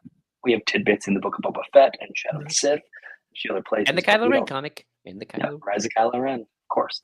But we don't know too much else. So again, that's another concern of mine. If we're moving ahead to Rey's already, when we don't know about Luke's. Mhm. I mean, I'm really sure. sorry. No, sorry. Go ahead, guys. Okay. Yeah, can I go? I mean, I think a lot of that. First of all, yeah, you mentioned Karachi and Toronto's Sharmeen Obichinoy. Yeah, she'll have probably plotted a lot of that out, just as a way of getting to what the character is doing, what the character cares about. I mean, that is kind of how genre fiction works, though, right? We tell a story in the moment, and then we kind of figure it out, or let the comic writers and the novel writers figure it out afterwards. I do get what you're saying. Like, what is she responding to? Mhm. What is Rey responding to? Given what does she know and what does she not know? She has the sacred texts. She has, she knows the history of the late Republic, right? And she knows the history of the Empire and Luke's story. What does she pick up, and what's the opportunity for a synthesis of what's the best of what had come and had happened, and how will maybe that's one of the things that this film will talk about. I mean, mentioned the sketched out episode with meta. Everything in Star Wars is meta now, and especially In some cases, yeah. and so this is always going to be a reflection on that, but also, what does a Jedi Order mean, a Jedi community, a Jedi school mean for our time, and to speak to our time, and what it needs to be, who needs to be in it, who needs to have power in it. Definitely with Finn, the emerging sense of you don't have to have a high metachlorine count to be a Jedi, right? What does that look like in a more fleshed out way? I think that's something this film is going to look at as well. I don't know. I don't know how much political. Well, given her interests, yeah, it probably will have a lot of political content. But I'm struck. My sense is it's going to be a bit of a smaller story because it's starting out with such. I mean, the infrastructure just in the actual world building, the destruction of Halcyon Prime is the destruction of so much in the and the overrunning of the galaxy by the First Order, and then the destruction of the First Order and the Final Order.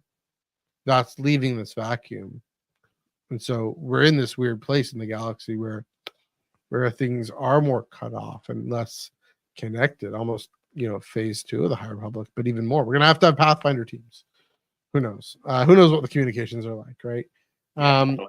Yeah, who knows? But to say Rey is starting small, and then maybe that's another comment on our time is we trust the small and the local, and that's about a comment about the New Republic as well. We trust the small and the local more than the large and the aggregate, and so that's kind of what it's going to get at. Yeah, there's going to be Poe's going to be around. Poe is probably going to have some sort of political role, I'd imagine, but Chancellor Poe or Chancellor Rose. One of those two chancellors. I don't care. or Chancellor just, Tico would be amazing. they're not going to use the word chancellor. No, I highly doubt that. They're probably just Chief of State. Yeah, you got it. You got or it. magistrate because they want to connect it to the Mandoverse. But that'd be interesting. Magistrate of the Galaxy. That'd be something. Sorry. Go. But no, I agree. Oh, sorry. I was gonna say I agree, Matthew. And I wouldn't mind a small scale story. Don't get me wrong. I think I would almost feel a little more worried if it's like galactic scale epic adventure again. It's like we had that with the sequels. Okay, we can calm down. Let's start small. Let's just want to see just Rey. It's just Rey and her students. I don't. I mean, I agree with you again about like not knowing enough about Luke to really see what Rey's doing different. Although, if I could hazard just some guesses, just kind of by looking at the tea leaves, and it does seem like Luke went a little more traditional than we thought in terms of getting his Jedi. Seems like he got Jedi babies. Just like George wanted, here, them Jedi babies got to change your diapers. Where I feel like almost listening to connect to Legends for a second again, Rey can kind of go more the Legends route, prequels of like, hey, 20-year-old, you got force powers? Why don't you join my Jedi Order? Cool. Hey, Kyle Katarn looking rogue dude, you got force powers? Want to stop being a smuggler and be a fourth Jedi person? Cool, John, come and join my Praxium. So it's all cool. Hey, a force cult of light sires. Want to be Jedi? Epic. I mean I mean, in all seriousness, and I'll throw this to you, Dan. We have kind of been seeing maybe other force groups out there in the wild outside of Luke's own order. Again, a little bit Legends. It's that Jedi Masters guy in the expansion region. That one offshoot order, which name is Artisan. Artisan, yeah. And his and stuff like that. And it could. I'll be curious if maybe Rey's whole thing is not like just find the Jedi babies, but like there are offshoot Jedi orders and Jedi groups all over. It's like maybe Rey's like, instead of just trading Padawans per se, she's gonna connect them all. And it's like, hey, we can kind of be our support network of Jedi. Yeah. We don't have to be all scattered and isolated. But I'll throw that to you, Dan, if your thoughts on that. Yeah, like we'll connect with a group of Jedi based on Lothal, connected to Ezra and maybe Ahsoka Sabine, something like that. And there's also a group on Kobo, spawned from Cal Kestis's group. Yeah, I think that's something I haven't considered, and I think that would be very interesting. And that definitely was something that Luke did a little bit in Legends. Like one of Luke's first class of students was an old man, far older than Luke. His name was Streen. He was from Cloud City, of course, because every original Legends book was just a lot of original trilogy locations. But yeah, I think that would be would be really interesting.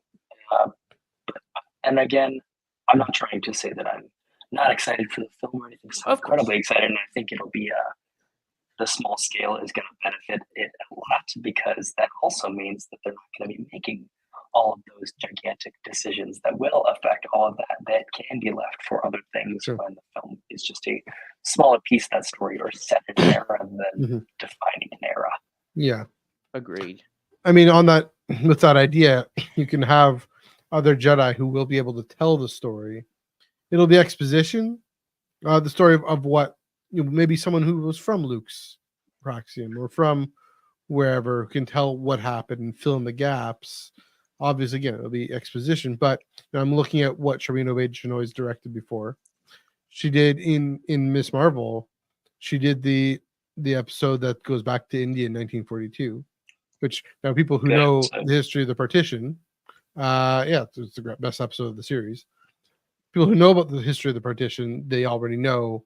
Okay, that's partly what Kamala Khan is responding to when she's in Karachi. But also, for those of us who didn't fully understand the story, it really goes back and tells it tells it well in a very character focused way. So she knows how to do that.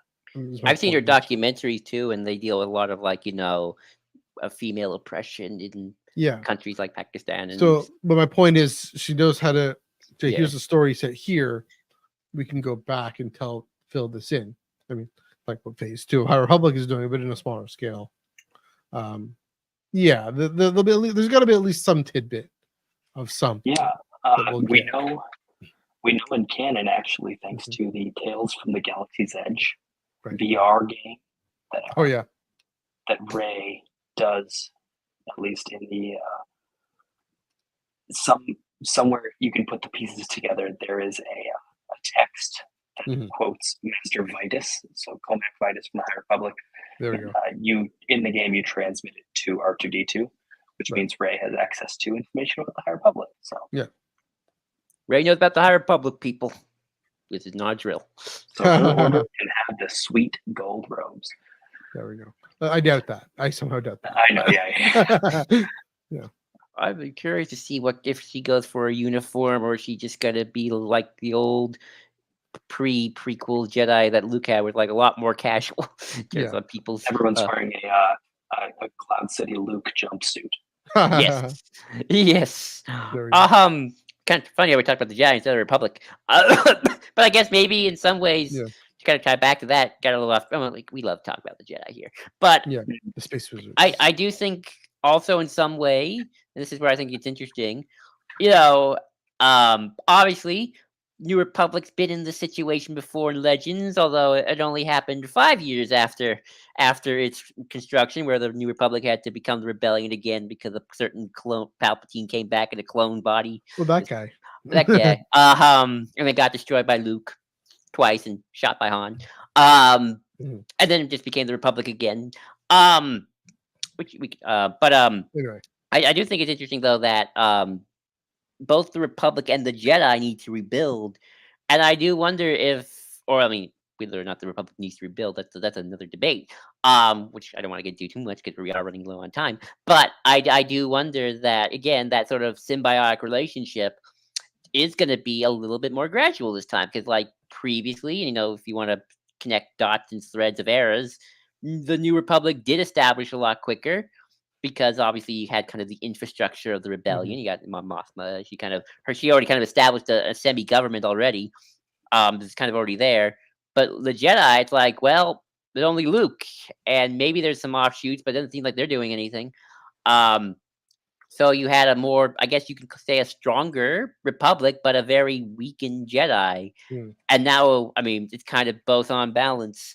Well, I don't want to say balance, but it's like there is no Republic and there is no really Jedi Order, and maybe together they kind of have to rebuild themselves back up. Because there's that symbiotic relationship between when the Republic's strong, the Jedi are strong, and when the Jedi are weak, the Republic can't defend itself for heck. But I'll go back to you, Matthew, because you seem like you want. That's a good question. I mean, so first off, I think part of the reason we're talking about the Jedi is because we're getting a Rey film. If we were getting a Poe film, if we're getting a Poe and Rose film, yeah, we might talk more about the politics.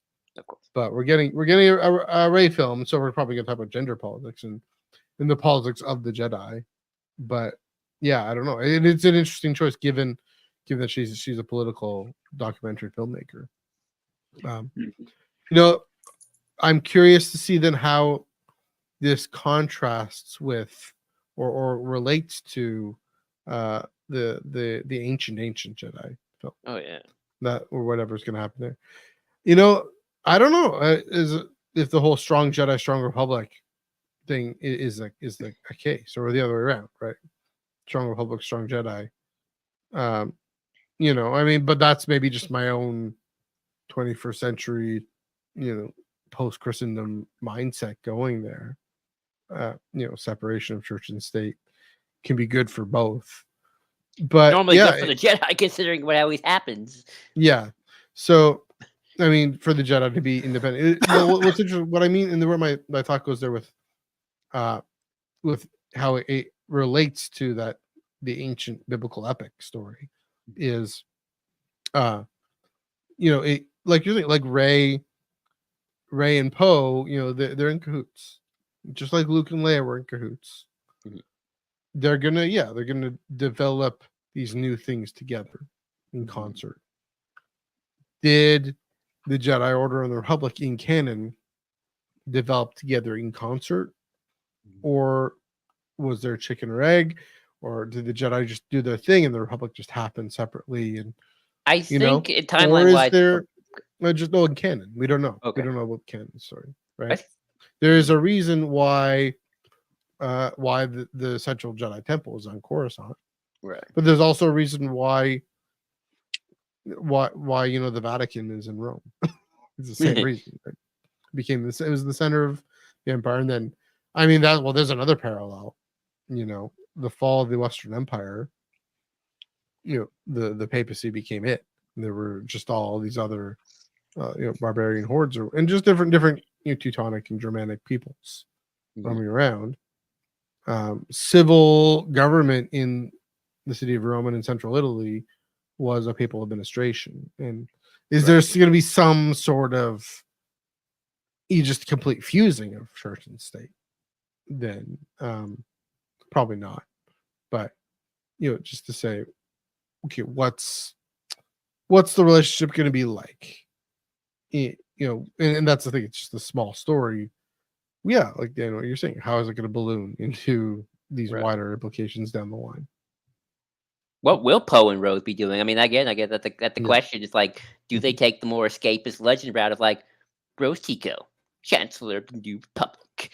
Oh yeah, she's running. I mean, that'd be a meta comment too. Or is it gonna take more like Rose Tico just doing her own thing, organizing? Like she's the leader of an engineer corps or something. She's on the front lines of a strike union. That's what she's doing. Rose Tico doing talking. She's gonna be doing talking. Exactly. That's good. I like that. She better be. It better be.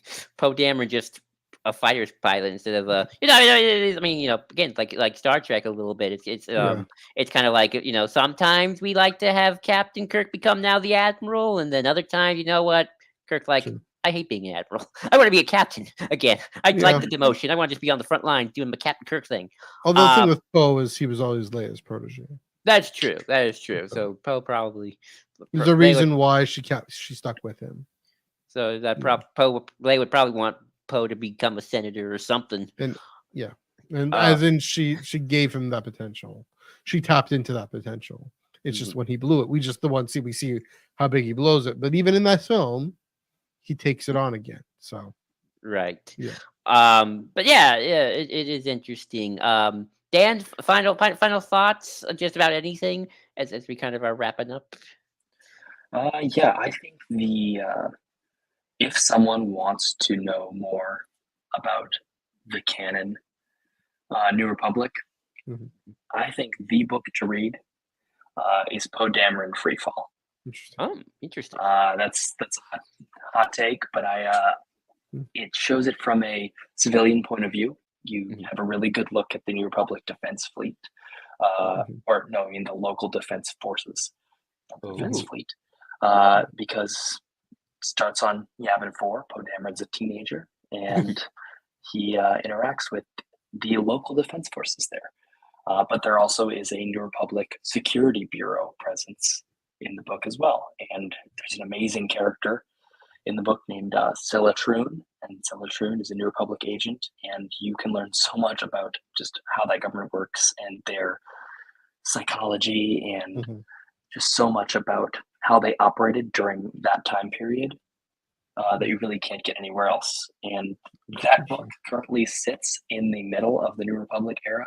It is, I think, 6 years or 7 years after The Mandalorian, and 5 years before Shadow of the Sith, which is another 7 years before Bloodline, when the sequel era really starts. So we have a good 19 years in there where we know next to nothing except for Freefall. So I would that's how I'll end it. Read Freefall. Good show. That's interesting, considering that's kind of based. That's a kind of a they would call it back in the day a fix-it fic, not fix-it fic. It's fiction. Fix-it book in terms of the controversy of Poe's backstory. So, that's actually interesting that the book that's sort of like based off of some canon controversies, like also like a really good look at the New Republic. I've actually never read it, so I will now. You have now sparked my interest. I kind of want to know. Yeah, and I also, in my opinion, it handles Poe's character really well. So that's good. That's good. I'm very curious what the Republic on Yavin 4 of all places is like. So, and I'll just wrap up my thoughts by saying, I hope we get some more New Republic stuff. I'm certainly sympathetic to why we maybe haven't at the moment in terms of books and comics, because the Mandoverse is still kind of filming out, and you don't want to. And then something you said, Dan, as well, sort of like we can talk about, it's a little easy to bounce back and forth between like early New Republic, later New Republic, but even some of the later stuff like Bloodline, you're reading, it's like, well, you definitely can see they didn't have the Mandoverse and this big Thrawn epic planned out back in 2015, and understandable, of course, it was a different time, but I can sympathize a little bit with like, maybe wanting to wrap that up or get closer to the end before, really starting to flesh out those later years. And then you can reference, oh, remember that was Thrawn and we beat his butt. That's why we're so cool now. But yeah, I hope we do get different books, comics, animated shows with the New Republic. The fact we have some New Republic soldiers and Clone Wars assets is a good sign. Means they're building up their assets for animation. And, they also show that, it lasted for 30 years, and you know what? It did take a Star Killer base attack to destroy itself. It didn't fall because another dictator wanted to become the emperor.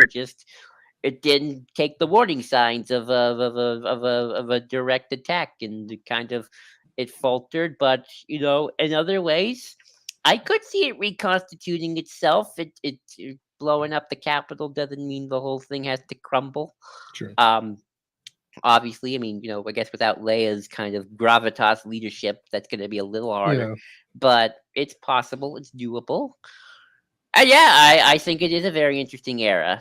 But Matthew, your final thoughts? I think. Well, again, the question is just how much damage did the First Order do? That's true. On galactic infrastructure. If they overwhelmed it and took it over, then their collapse. We don't know. I mean, the Last Jedi and Rise of Skywalker seem inconsistent on that point, frankly. Rey saying First Order will control the major star systems, but then in the Rise of Skywalker saying they barely made a dent. So they'll figure that out. I do think we're gonna get more fleshed out if it serves the story at hand, if it serves the character at hand. That's always rule number one.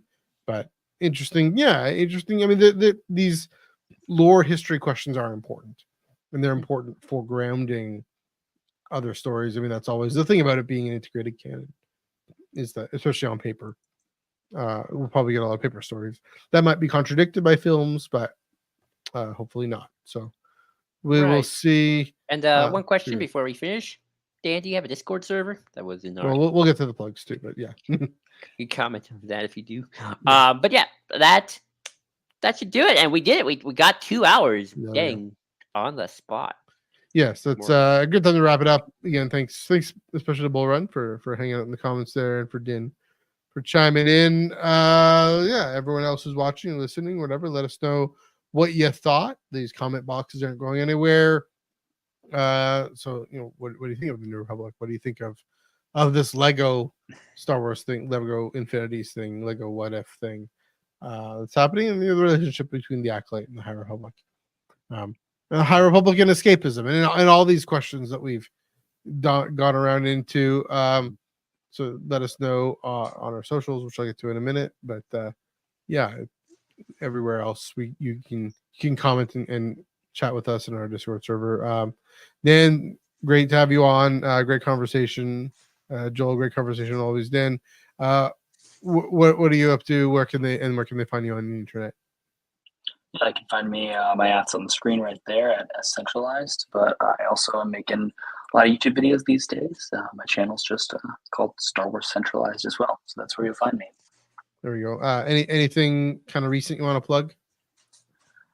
I have an upcoming video about Operation Cinder and how that is the defining event that separates the Legends and Canon post-Endor period. So that's what I got coming up.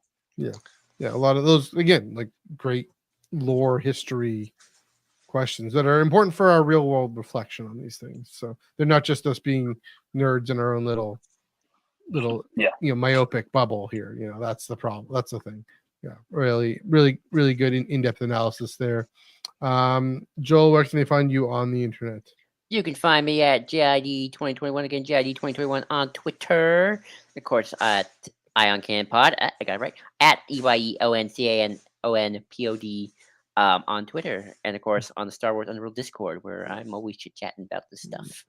There we go. And you can follow me Twitter, NEUG485, Instagram and Threads, MNEUG1138. I got a lot of foodie posts there. Went to kind of beach walks on the beach, all that stuff.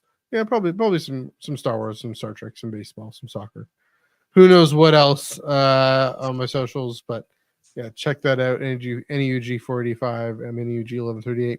Of course, at Ion Cannon Pod, EYEON CANONPOD, and of course the Tractor Beam this Wednesday, 9 p.m. Eastern, 6 p.m. Pacific, and talking all about Mace Windu and the High Republic short story Insider, and maybe some of the Inquisitor news, all the comics, and getting the short story as well. And of course, check out the flagship right here on this channel, and Hannah and Tales from Beyond the Galaxy, and the whole fandom.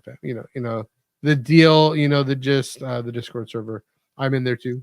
Check it out. It's gonna be fun. Feel free to tag us. We don't bite and whatnot. Next week we are finally getting into it. So Sunday is the day that the Phantom Menace came out 25 years ago. So Monday we're going to chat all about it. Phantom Menace at 25, and we got another great guest coming in, at least hopefully penciled in for that as well. It's gonna be fun. Gonna be good conversation. Just like tonight was a great conversation. So yeah, all the fun things going along on the Iron Cannon podcast. Of course, in June, going full bore. The podcast heritage is joining us into the High Republic, the home of the High Republic, coming home. All that, talking about the Acolyte, and we'll probably also talk about other topics as well. Just spend more time with our eyes on screen. Like next week, we're gonna do eyes all on screen on the Phantom Menace at 25. Dan, it's good chatting. Joel, great as always. Until then, let's blow this thing and head home.